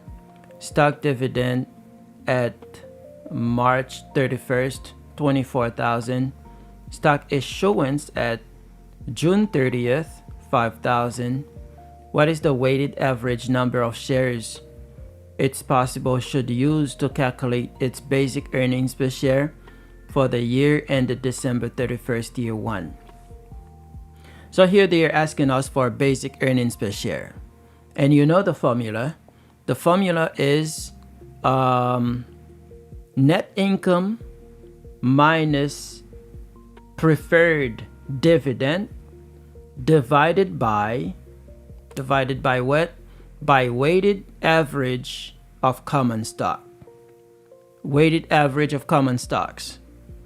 All right, so what are they asking? What is the weighted average number of shares? So they're only asking us for the weighted average number of shares. What do we have? We have shares outstanding on January 1st. It's 100,000. We have dividend We don't need the dividend because we only need the shares. Here we have the dividend.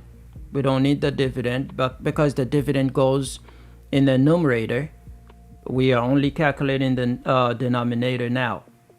Stock issuance at June 30th is 5,000. So these two, we're going to be working with these two, the 100,000 and the 5,000. 100,000 was January 1st. They have been outstanding for the whole year. So there is no change. They remain as is. Stock issuance at June 30th. June 30th. So we have 6 months left in the year: July, August, September, October, November, December. Okay. So we have 6 months left. 5,000. So we have to wait that for the month they were outstanding. They were outstanding for 6 months. What do? We say 5,000 times the month they were outstanding times 6 months outstanding divided by 12 months in the year. So this is 2,500. All right, 2,500. So you will add this to the 100,000. So that's 102,500. Okay, 102,500. That's what it should be. We don't need the dividend. Okay, I'm wrong. It seems like I'm wrong. Stock dividend. What is the weighted average number of shares? Yeah. Stock dividend. 24,000.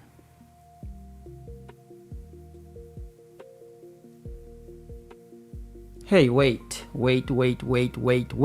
Stock dividend. This is not saying preferred dividend. This is a totally different thing. Stock dividend is a totally different thing. It's not preferred dividend.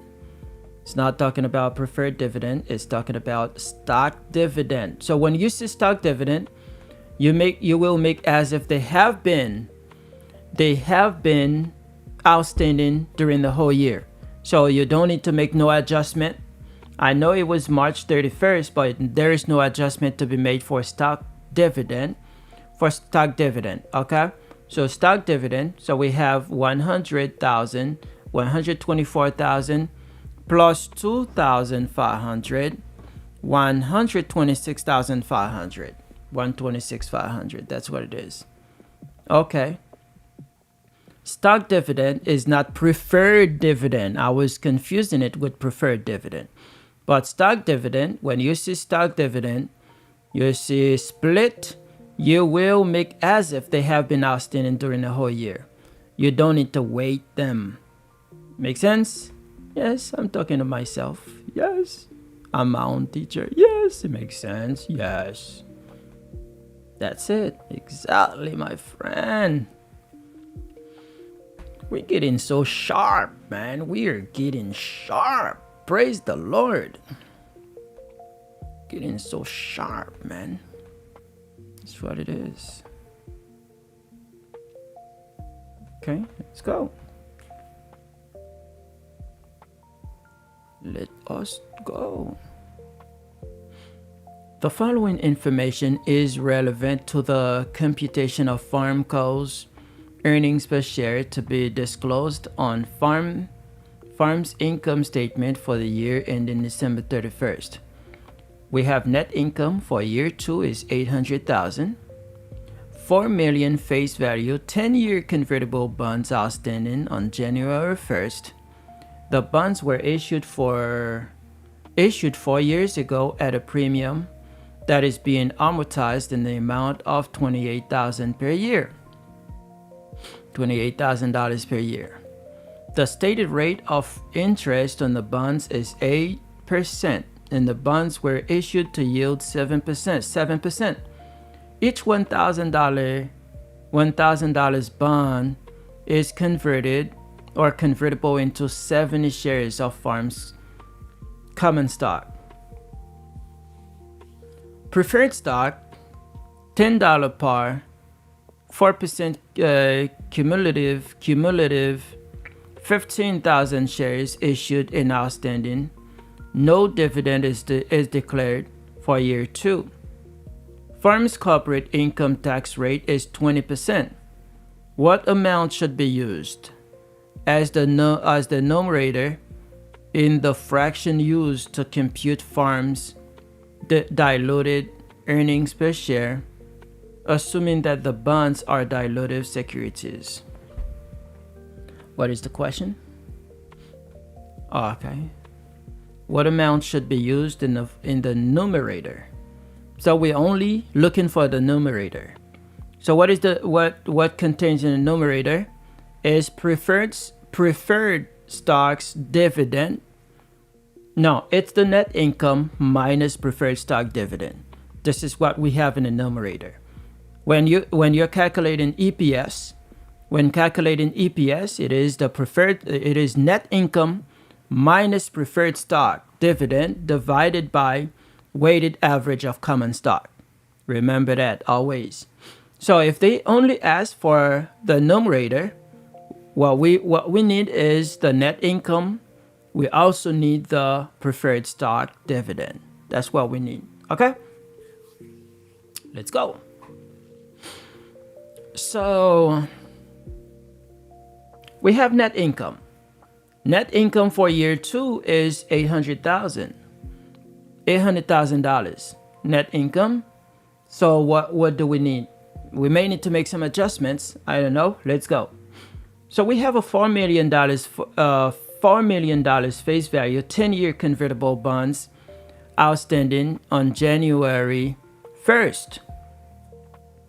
We have convertible bonds.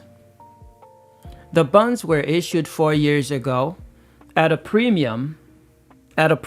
So when the bond is issued at a premium, what you're going to do is you will subtract. When the bond is issued at a premium, you subtract. When the bond is issued at a discount, you add. Remember that. You see this in the exam, my friend. When the bond is issued at a premium, you subtract. When the bond is issued at a discount, you add. Okay? So we have a $4 million face value 10-year convertible bonds outstanding on January 1st.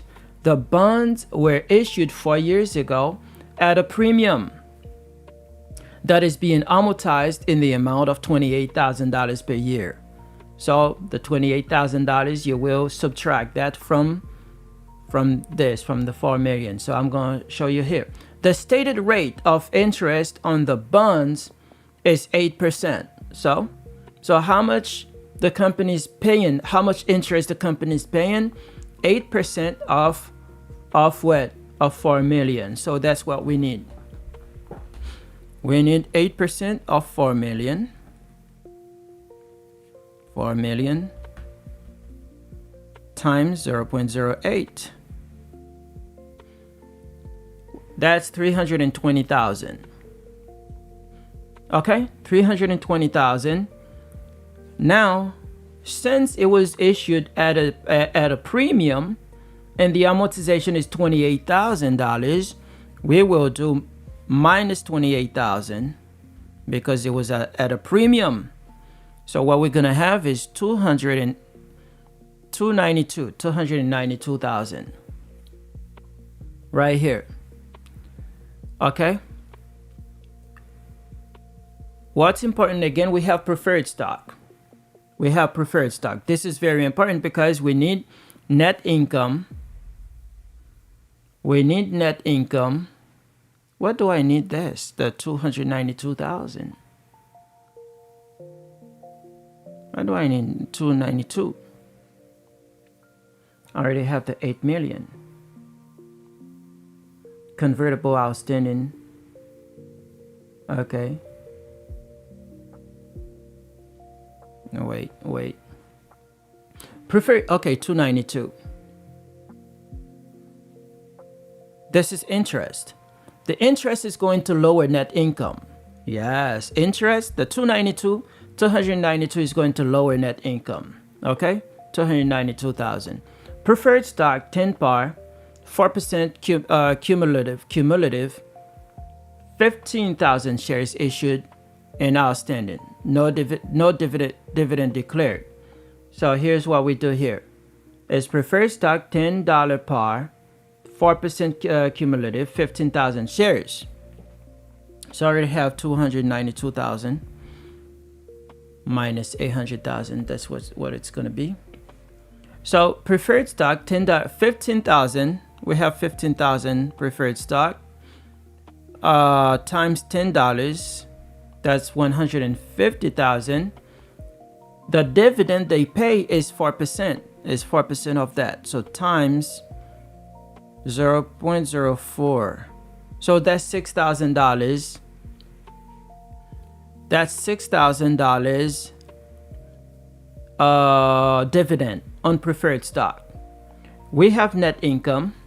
All right, net income is 800,000. Net income is 800,000.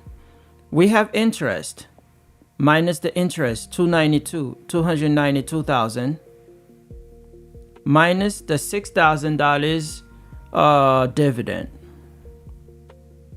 So 502,000. 502,000. So that's what we need. That's what we need. What? No. That's not what we need. Wait. 502,000. Yo. I'm missing something. What am I missing? 4 million. What am I missing? Let's go to chat. What? Thought I was sharp. I thought I was sharp, my friend. Let's go. Then this is live studying. If you're watching it, it says live studying, my friend. I'm missing something. Maybe you already know what it is and you say, man, you're missing this. You're talking to me, but I can't hear you. I'm sorry. This is great. Diluted EPS question because it's testing something very specific. What amount should be used in the numerator of diluted EPS? Hey, I didn't account for the 20% tax. 20% tax.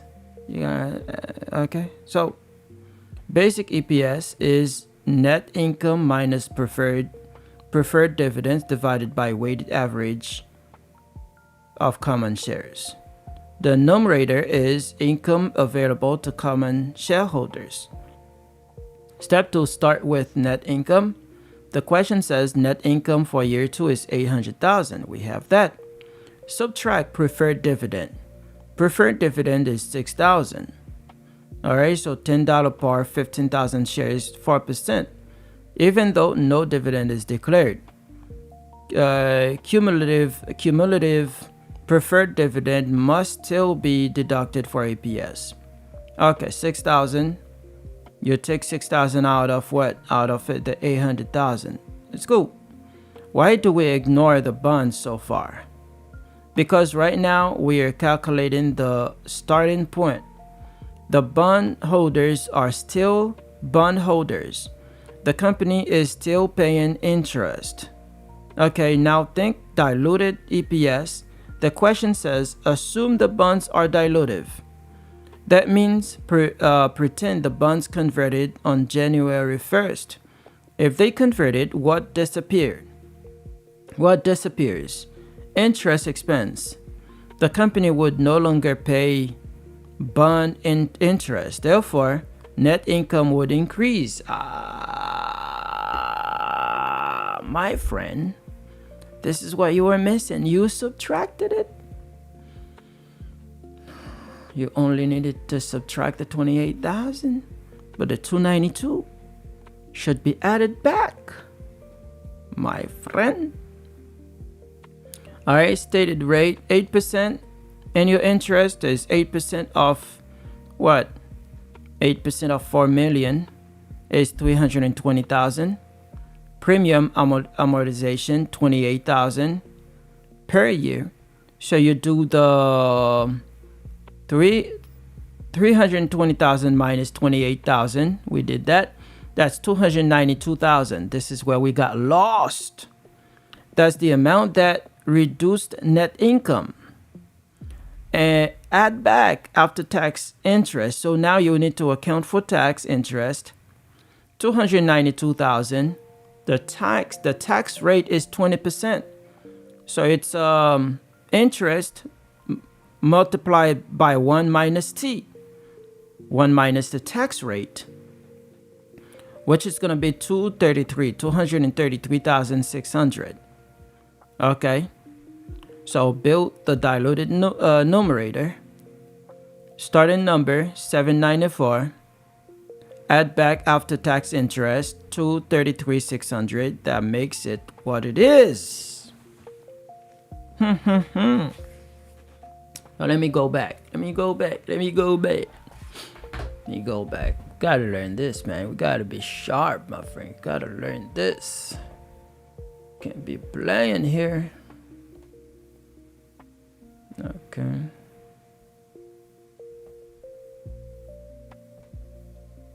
Cannot be playing, my friend. What? Time goes by so fast. Okay. So let me try it again. I say the following information is relevant to the computation of FarmCo's earnings per share to be disclosed on Farm's income statement for the year ending December 31st. Okay? Net income for year 2 is 800,000. Okay? One thing I can do is go all the way down to see what the question is asking before I read everything. The question says what amount should be used as the numerator in the fraction used to compute Farm's diluted earnings per share, assuming that the bonds are dilutive securities. So now I know the question. I know what I'm looking for in every sentence, every phrase. Okay. Net income for year 2 is 800,000. I need that. $4 million face value 10-year convertible bonds outstanding on January 1st. Now I'm calculating dilutive EPS. If it was only basic EPS, I would not need that. But I'm calculating dilutive EPS. I need that. $4 million face value 10-year convertible bonds outstanding on January 1st. The bonds were issued 4 years ago at a premium that is being amortized in the amount of $28,000 per year, $28,000 per year. The stated rate of interest on the bonds is $8 or 8%. And the bonds were issued to yield 7%. Each $1,000 bond converted, that's extra information. Preferred stock, $10 par, 4% cumulative, 15,000 shares issued and outstanding. No dividend is declared. All right, that's extra information you don't need. Farm's corporate income tax is 20%. You need that. Okay. All right. I'm going to do it the same way I did earlier. You have net income. You need that. 800,000. Go to the next one. 4 million face value. 4 million face value. 10-year convertible bonds outstanding on January 1st. The bonds were issued 4 years ago at premium. Okay, so what you're going to do is 8% of 4 million. Which is what I did, 320,000. I believe that's what it is. All right. 8% of 4,320,000. $320,000. Okay. So this is the interest they pay. They used to pay, but now you're calculating dilutive, thinking that the bond has been converted into common stock. So this interest that used to be paid, they will not be paying that interest anymore, or that interest was not being paid since January 1st. Understand? So that's $320,000. But there is an amortization. You need to subtract minus 28,000. So that's $292,000. But there is another thing that you need to have in mind: the tax rate, right? Because what happens with this is the interest they would need to pay. If they pay the interest, there is a tax rate. There is a tax that's going to reduce the interest they pay. But if they are not paying the interest, you cannot account for the tax. So that's why you need to remove the tax. So it's 20%. 20% tax. So it's the interest times 1 minus T. The tax is 20%. So 1 minus 292, okay? So 1 minus 20% minus 0.2 is 80%, okay? So it's 292,000. All right, 292,000 times 0.8. All right, so that makes it $233,000, 600. All right, 600. So here we go. We will add that to the 800,000 plus 800,000.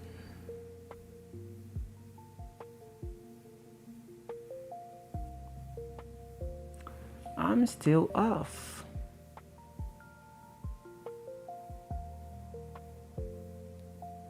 $1,033,000. It should be $1,027,000.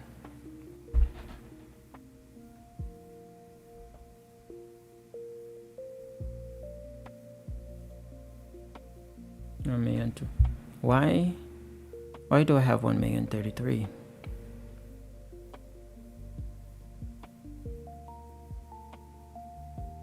Wait.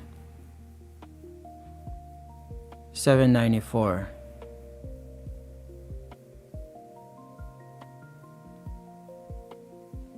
Wait. 233. Why out to tax? Because if interest appears the tax deduction, okay, build the diluted starting number 794,000. Add back F. Oh, yes, that part. The preferred stock 10 par. Cumulative 15,000. So $6,000. What did I do? I kept the 800,000. No, it cannot be 800,000. It has to be 794,000. Got it. 794,000. What amount? Preferred stock 10. This is the dividend, right? So you need to subtract the dividend, the preferred stock dividend. That's what I was missing. Okay, remember that. Go back and watch the video again. Okay.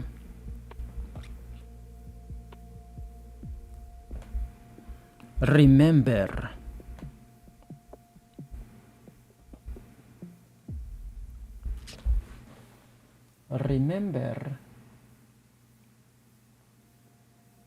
nobody watching with you, bro. You know what I'm saying? So you're doing your thing, man. You ain't doing it for nobody else than for yourself. Okay? You're only doing it for yourself, my friend. Don't worry about who watches it and who does not. Don't worry about that. Never worry about that. Are you understanding your lessons? That's what you gotta worry about. Okay? Let's go. Which of the following reports would a company file to meet the U.S. Securities and Exchange Commission's requirement for disclosing information about material events? Material events. It's not the 10K. It's not the 10Q. It should be the 8K. Not the S1. S1 is the IPO. S1 is IPO. 10K is annual report. 10Q is quarterly report. 8K is major events or material events. CEO resign, whatever happens, you report it here on 8K. Yes. Okay, 8K.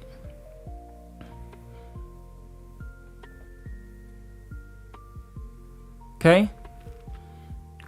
Common SEC reports. Mark this, okay? Cut this video. Form S1 registers shares on national exchange filed prior to initial public offering. Okay, Form S1 registers, Form S1 registers shares on national exchange filed prior to initial public offering. All right, Form S1 registers shares on national exchange filed prior initial public offering.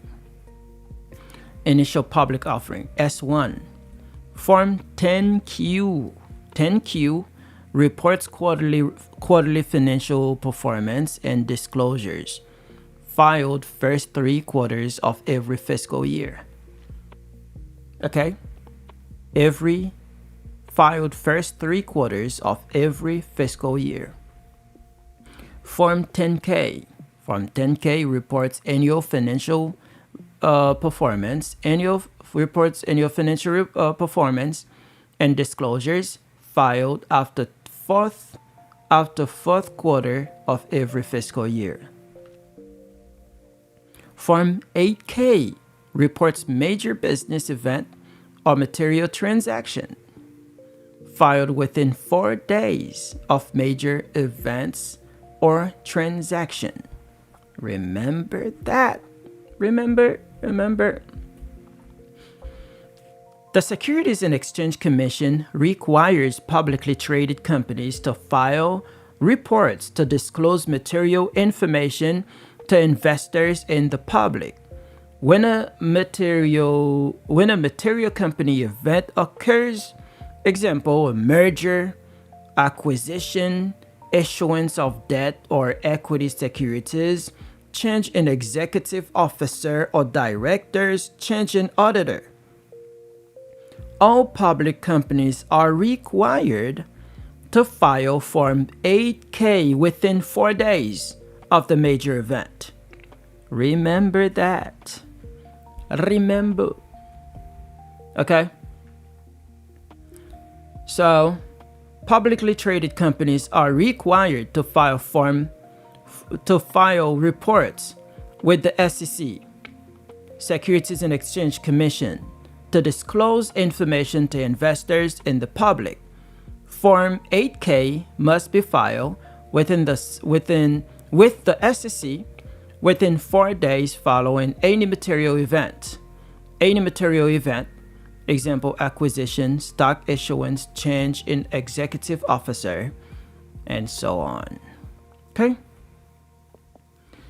And I think we need some more information about this. let's clip this with all the information that we need so that we can be sharp. And be sharp, my friend. We ain't missing anything. We're not missing anything. Give me all the details that I need about each form. If there is any date, if there is anything that I need to know about each form that is congruent or that is necessary for the exam, teach me that. Okay, now we're in business.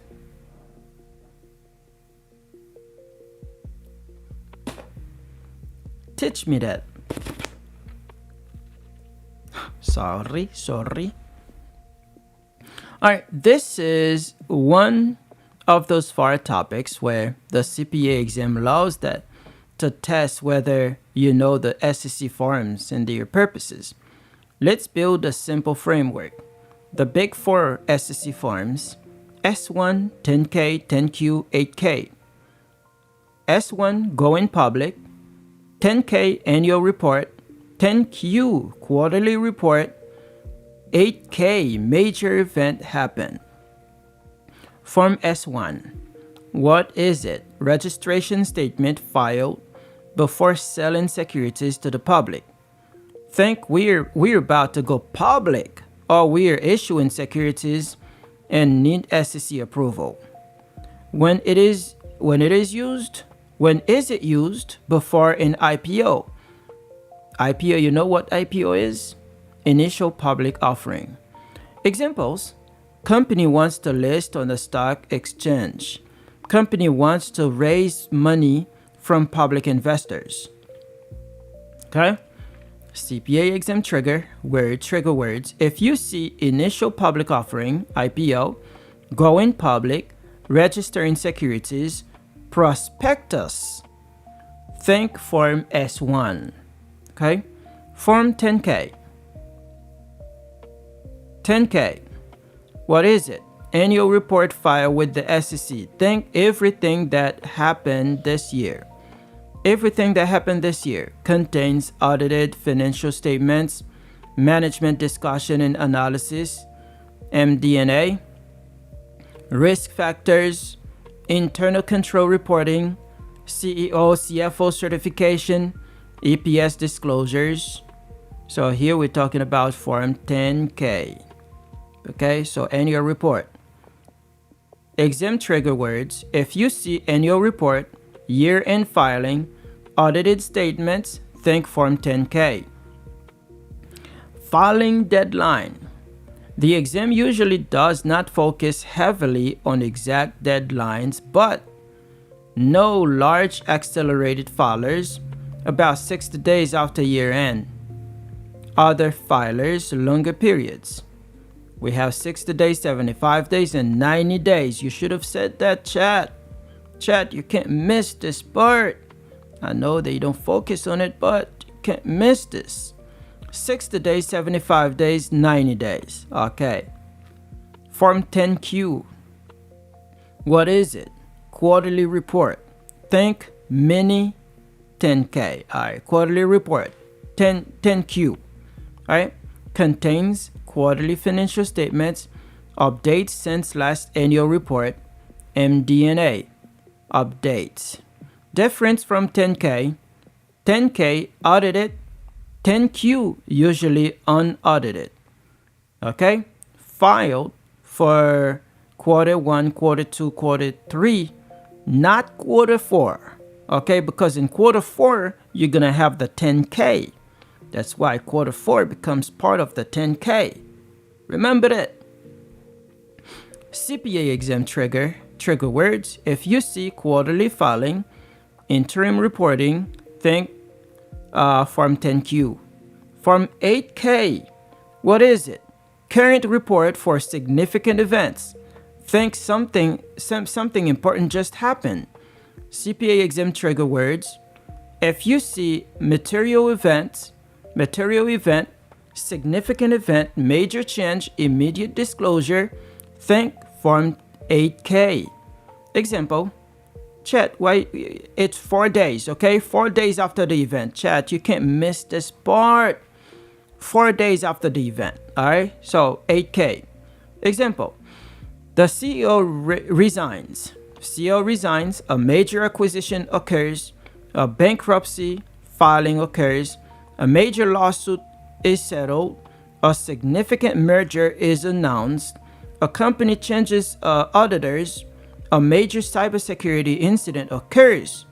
Memory trick 8K, breaking news, 8K, breaking news, something just happened. The SEC doesn't want investors waiting until the next quarter or next year. Investors need to know now. The question you just answered, the key phrase was material events. Material means important enough to influence an investor's decision. When you see material event, immediately think Form 8K. Okay? Okay. Okay.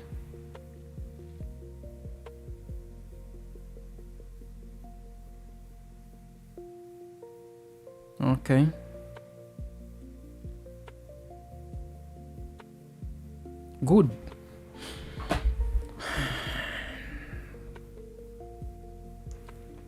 Can't be playing with this.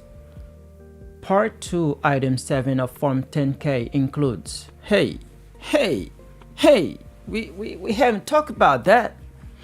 Part 2, Item 7 of Form 10K and your report include what? Part 2, Item 7. I don't know. Now you want me to know what's inside of it? Well, let's find out. Let's find out. Find out.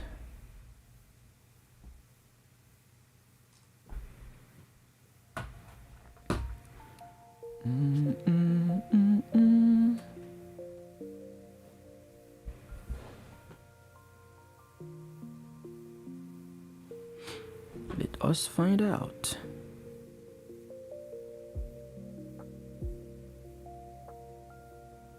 Well, this is a lot.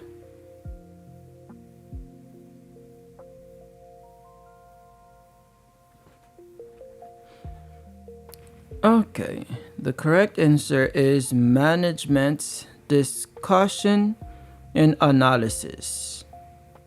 Management discussion and analysis, MD&A. Management discussion and analysis. How to think about this question? The examiner says, Part 2, Item 7 of Form 10K includes what? The exam expects you to know that Item 7 equals MD&A, Management Discussion and Analysis. What is management discussion and analysis? Think of it as management talking directly to investors. The financial statements tell you what happened. Management discussion and analysis tells you why it happened. Okay, the financial statements tell you what happened. The MD&A tells you why it happened. And what management think is coming next. Example, income increased from $10 million to $15 million. The financial statement tell you income equals $15 million. Management discussion and analysis tells you revenue increased because we expanded into 3 new markets. The most tested 10K items, you do not need to memorize every item, but FAR loves these ones. What are they? Item 1, business. Form 10K, Item 1 is business. Item 1A, risk factors. Item 7, MD&A, management discussion and analysis. Item 7A, market risk. Item 8, financial statements. Item 11, 11, executive compensation. Remember these. Item 1, business. Item 1A, risk factors. Item 7, management discussion and analysis, MD&A. Item 7A, market risk. Item 8, financial statements. Item 11, executive compensation. Okay. All right, that's good. That's good. Good enough. Management discussion and analysis, MD&A. Part 2, item 7. Okay, item 7. Okay. Item 1, 2, 3, 4, 5, 6, 7.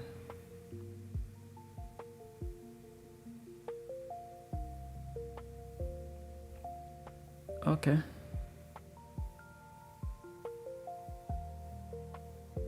Management discussion and analysis.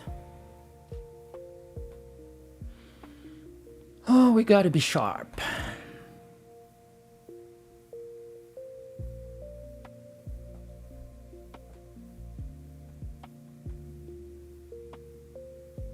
Almost time for break again.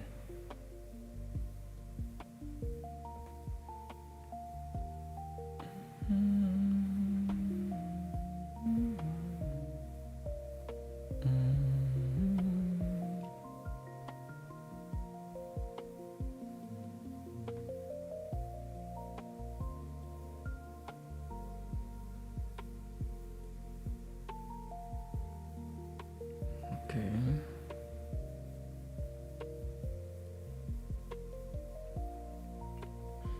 All right, let's do it. In determining earnings per share, interest expense, net of applicable income taxes on convertible debt, which is dilutive, should be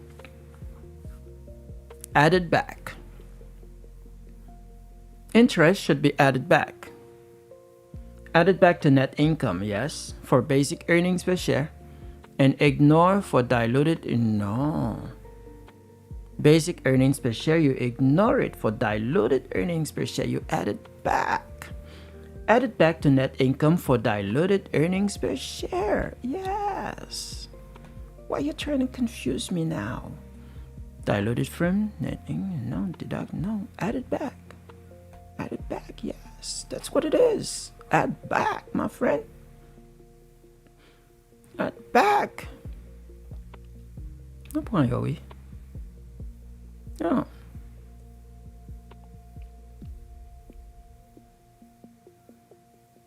Add back. The following capital stock information pertains to Palisades Corporation. All right, what's the question? Let's go to the question to see what we're looking for. What we're looking for. The number of shares on which the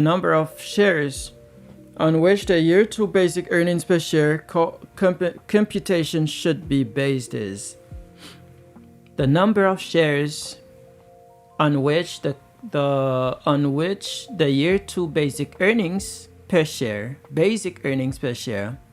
So we need the number of shares, right? So what we need, the number of shares, is not dilutive, but it's basic earnings per share. Okay, but we need the weighted average. Okay, January 1st, year 2.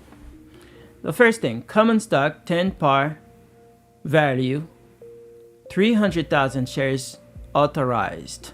What does that mean?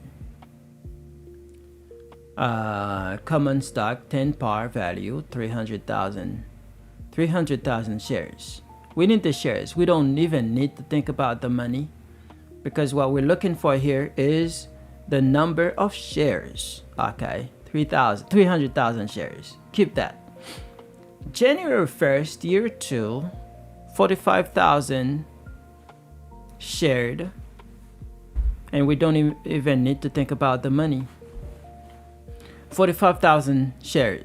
They issued Number of shares issued January 1st, year 2, 45,000. Sold on May 1st, year 2, 3,000. What do you mean sold? Total December 31st, year 2, 48,000. Preferred stock, 9% cumulative. We don't need that. We don't need preferred stock because we only need number of shares, which is the denominator. The number of shares on which the year 2 basic earnings per share computation should be based on. Okay? So we have common stock 10 par, value 300,000 shares authorized. Oh, this is authorized but not what was issued. Hey, it's time for break. All right, we'll come back. We'll stay for about 30 more minutes. When we come back, let's take a break. Come study with me. Hey. Come study with me. We open the books and we keep our feet steady. Let's master our craft. Let's work on our dreams. One page at a time till the whole room believes. May God give you intelligence. May He give you wisdom. Critical thinking too. Let it rise in you. Come and study with me. Come and study with me. You've got what it takes. Oh, you've got what it takes. May your brain be so sharp. With a great memory. Oh, come and study with me. Come study with me. May you pass every exams with grace in your hands. When the paper gets hard, you can still take a stand. No matter if you wanna be a CPA, MD, or RN, you got what it takes. You can win again. May God give you intelligence. Oh, may He give you wisdom. Oh, critical thinking too. Let it rise in you. Come and study with me. Hey! Come and study with me. Come and study with me. You've got what it takes. Oh, you've got what it takes. May your brain be so sharp. With a great memory. With a great memory. Come and study with me. Come study with me. When the hours feel long, when the notes run deep, oh, keep your eyes on the goal. Keep your promise to keep. May God give you intelligence. Oh, may He give you wisdom. Oh, critical thinking too. Amen. Amen. Come and study with me. Come and study with me. Come and study with me. Come and study with me. You've got what it takes. You've got what it takes. You've got what it takes. May your brain be so sharp.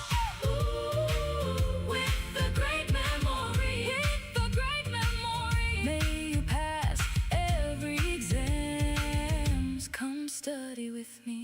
Come and study with me. Come and study with me. Come and study with me. Let's master our craft. Let's work on our dreams.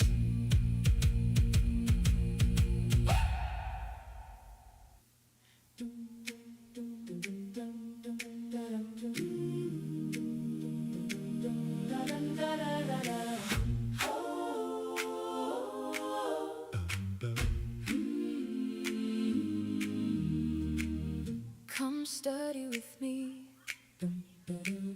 Come study with me. We open the books and we keep our feet steady. Let's master our craft. Let's work on our dreams.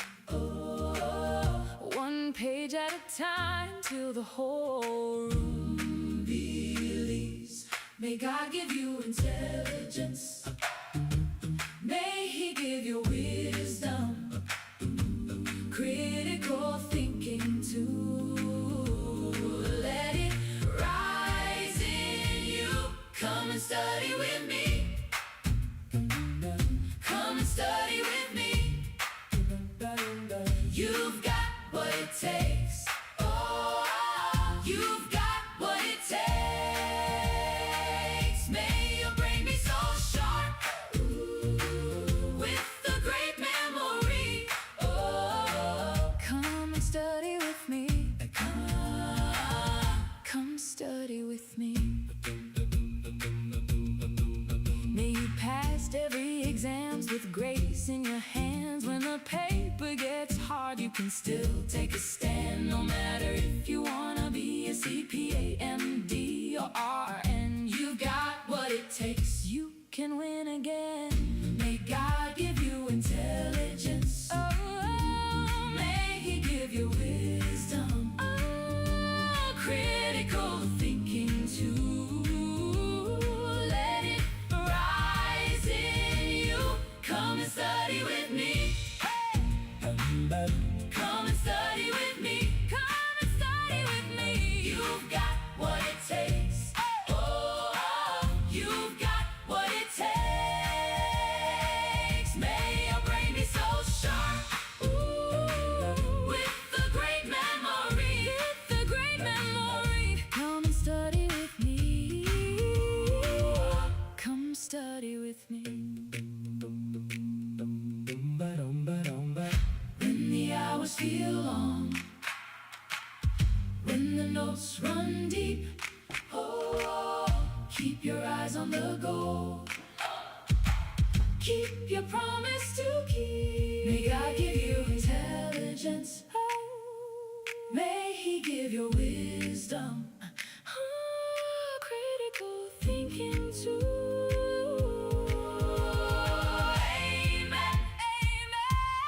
Study with me. Come and study with me. Come and study with me. Come and study with me.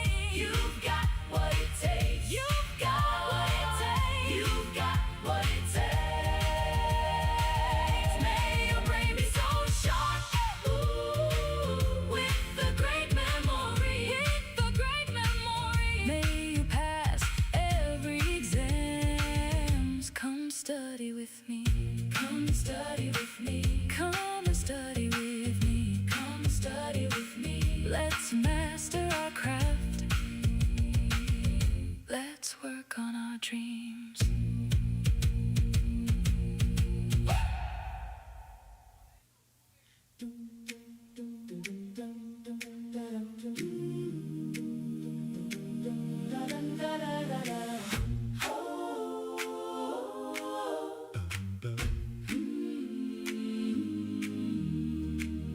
Come study with me. Come study with me. We open the books and we keep our feet steady. Let's master our craft. Let's work on our dreams. Oh, one page at a time till the whole room believes. May God give you intelligence. May He give you wisdom, critical thinking too. Let it rise in you. Come and study with me. Come and study with me. You've got what it takes. Oh, you've got what it takes. May your brain be so sharp,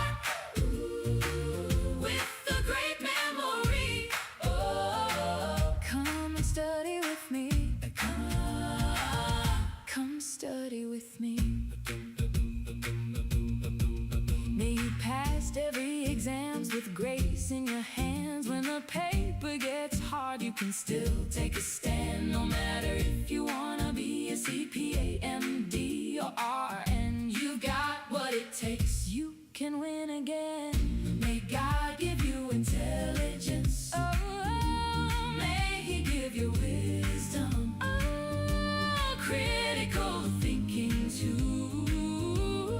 Let it rise in you. Come and study with me. Hey! Come and study with me. Come and study with me. You've got what it takes. Oh, you've got what it takes. All right, we are back. We're back. Let's get back to work.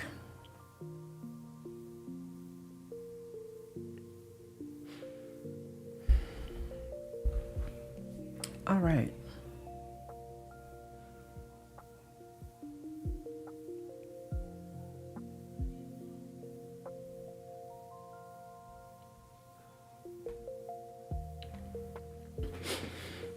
So we were working on this part right here. Common stock 10 par value.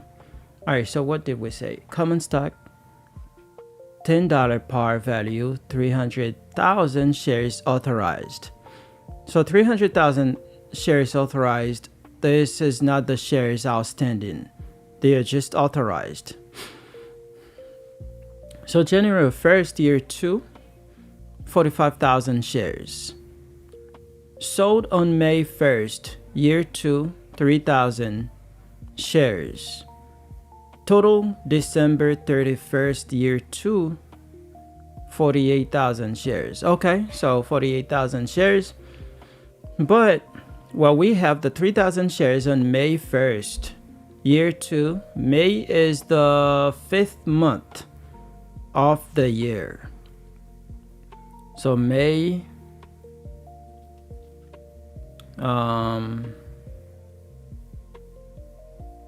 so it's still 8 months. 8 months because May is part of it too. So 8 months outstanding for 3,000 shares. What we're gonna do is 3,000 times what? Times 8 divided by 12 months. That's 2,000. So instead of 3,000 shares, it's going to be 2,000. So it's going to be 47,000 shares. Yeah, 47,000 shares. Yeah. Exactly. That's good. That's good. The Securities and Exchange Commission, SEC, requires Part 1, Item 1 of a 10Q include 10Q. I thought it was 10K. 10Q. Part 1, Item 1.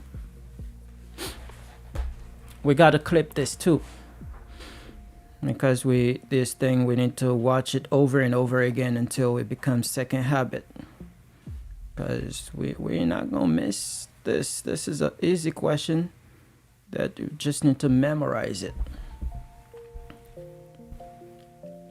Okay. Okay. All right. So teach me the 10Q parts. All right. Part 1, Item 1. All of the parts, all of the items of 10Q. Let's go.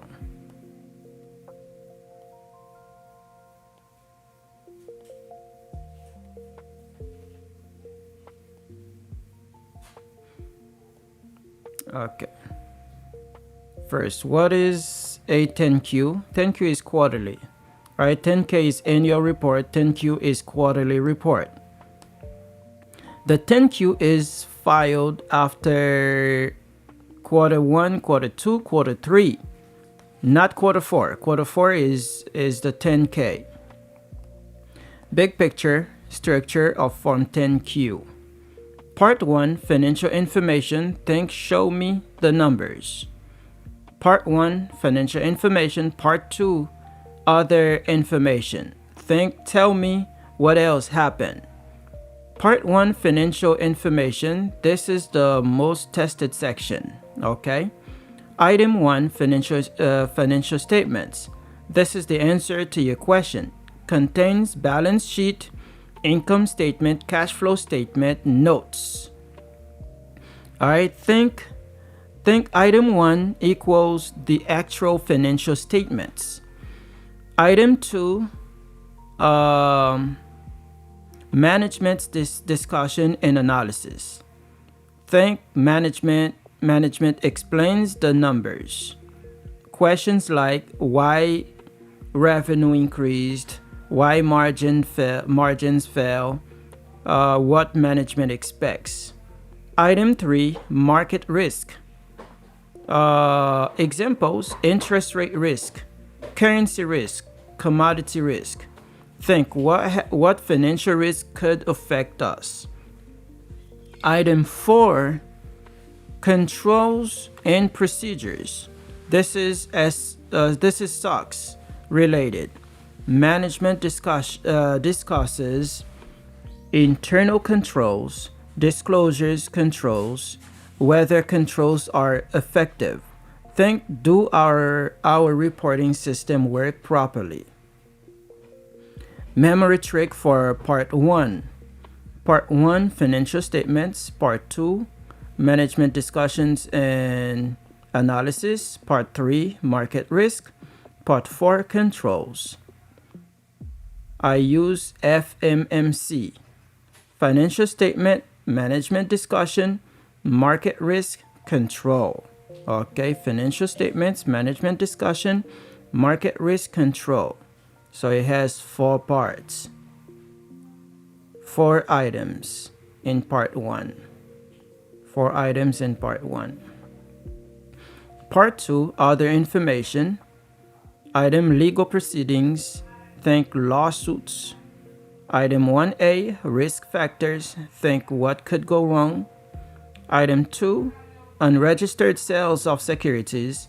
Think stock sales not registered with SEC. Item 3, defaults upon senior securities. Think debt payment problems. Item 4, mine safety disclosures, rarely tested. Item 5, other information, catch-all category. Item 6, exhibits, supporting documents. Example, CEO certifications, CFO certifications, contracts. What FAR usually test? The exam almost always focuses on 10Q item 1, financial statements. 10Q item 2, management disclosures, discussions and analysis. Management discussions and analysis, MD&A. 10Q item 3, market risk. 10Q item 4, controls and procedures. Okay.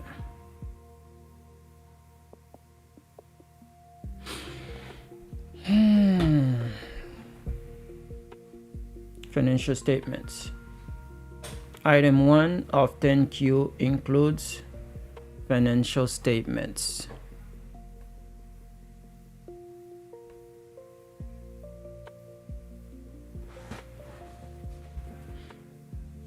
Information concerning capital structure of Petra Corporation is as follows. Common stock, convertible preferred stock. What's the question? What is Petro's year 2 diluted earnings per share? So we need everything. We're talking about diluted earnings per share. Common stock, 90,000 shares. December 31st, year 1. December 31st, year 2. 90,000 shares. Convertible preferred stock. Convertible preferred stock. We need to assume that they have been converted. 10,000 shares. During year two, the company declared an and paid dividend of $2.40 per share on its preferred stock. Okay, $2.40 dividend. The preferred stock is convertible into 20,000 shares of common stock. Okay, net income for the year ended December 31st, year two was $285,000. What is the company's year two diluted earnings per share? Earnings per share. So you need to calculate everything here. You have net income, you have common stock, 90,000. Okay, you have net income. You can calculate the dividend payment, which is $2.40. You don't have tax rate, which is good. Okay, but what about this information? The preferred stock is convertible into 20,000 shares of common stock. If you convert preferred stock,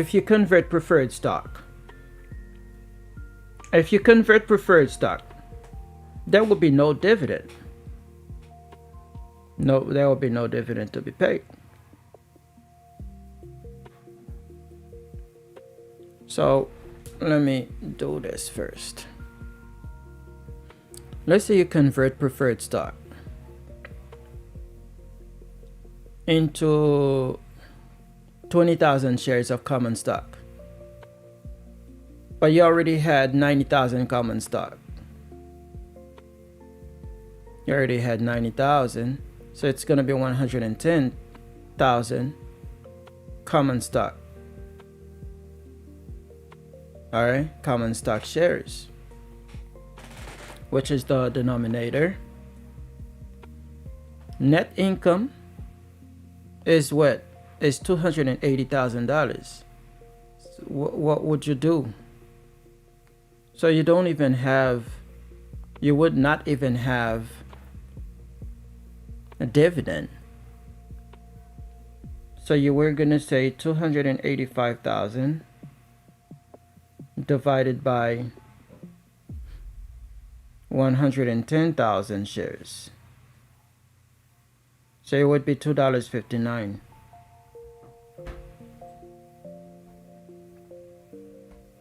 We're getting sharp. Exactly. It's exactly what it is.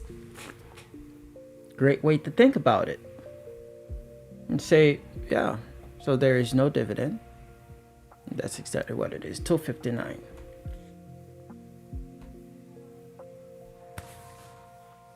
For purposes of computing the weighted average number of shares outstanding during the year, a mid-year event that must be treated as occurring at the beginning of the year is which one? Oh, if you declaration of payment of stock dividend, no. Purchase of treasury stock, no. Sale of additional common stock, issuance of stock warrants.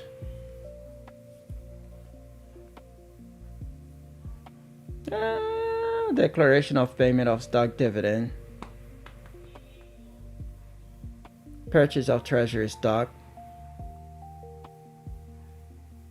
no. If you purchase a treasury stock, you need to wait it for the amount of months it was not outstanding. Sale of additional common stock. If you sell additional common stock, you need to wait it for the month they have been outstanding. Issuance of stock warrants. Declaration of payment of stock dividend. If you declare stock dividend,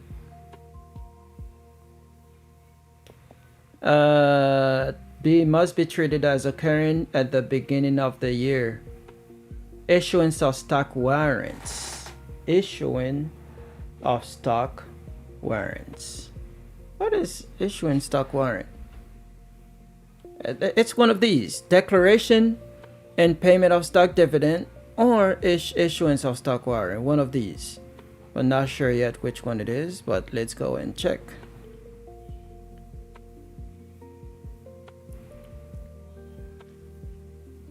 Let's check.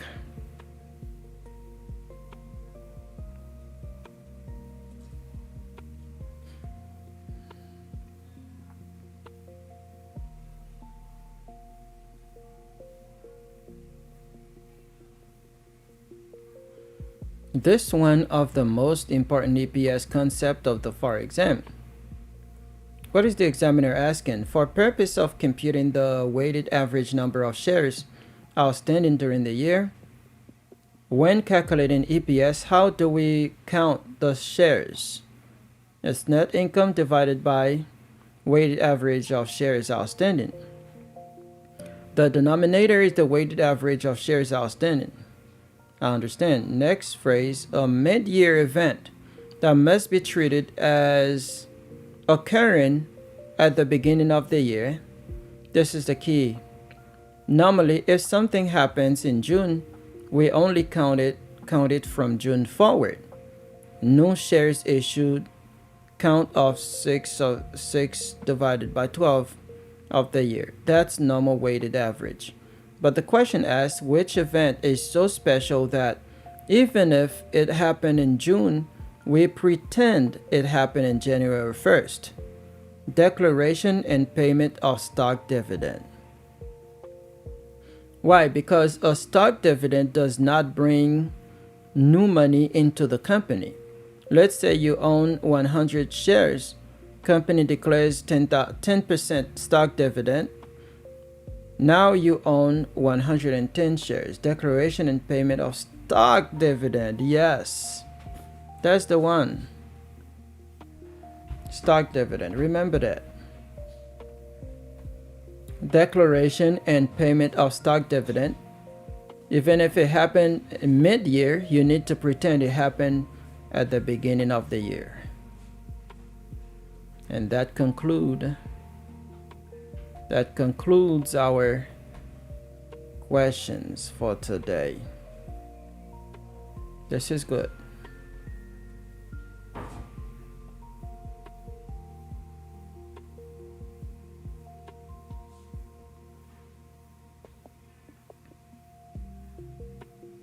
What time is it?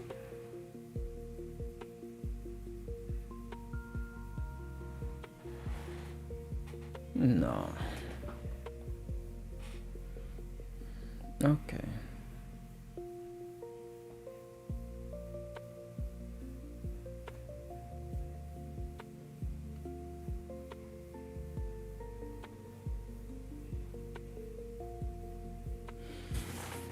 All right. I think we're done for the day. This is good.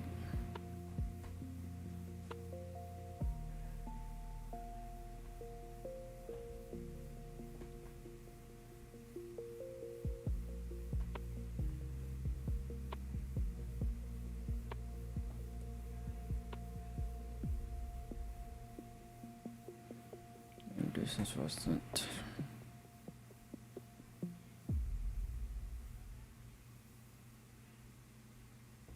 Okay. All right, everybody. Thank you very much for sticking around. Have a great day.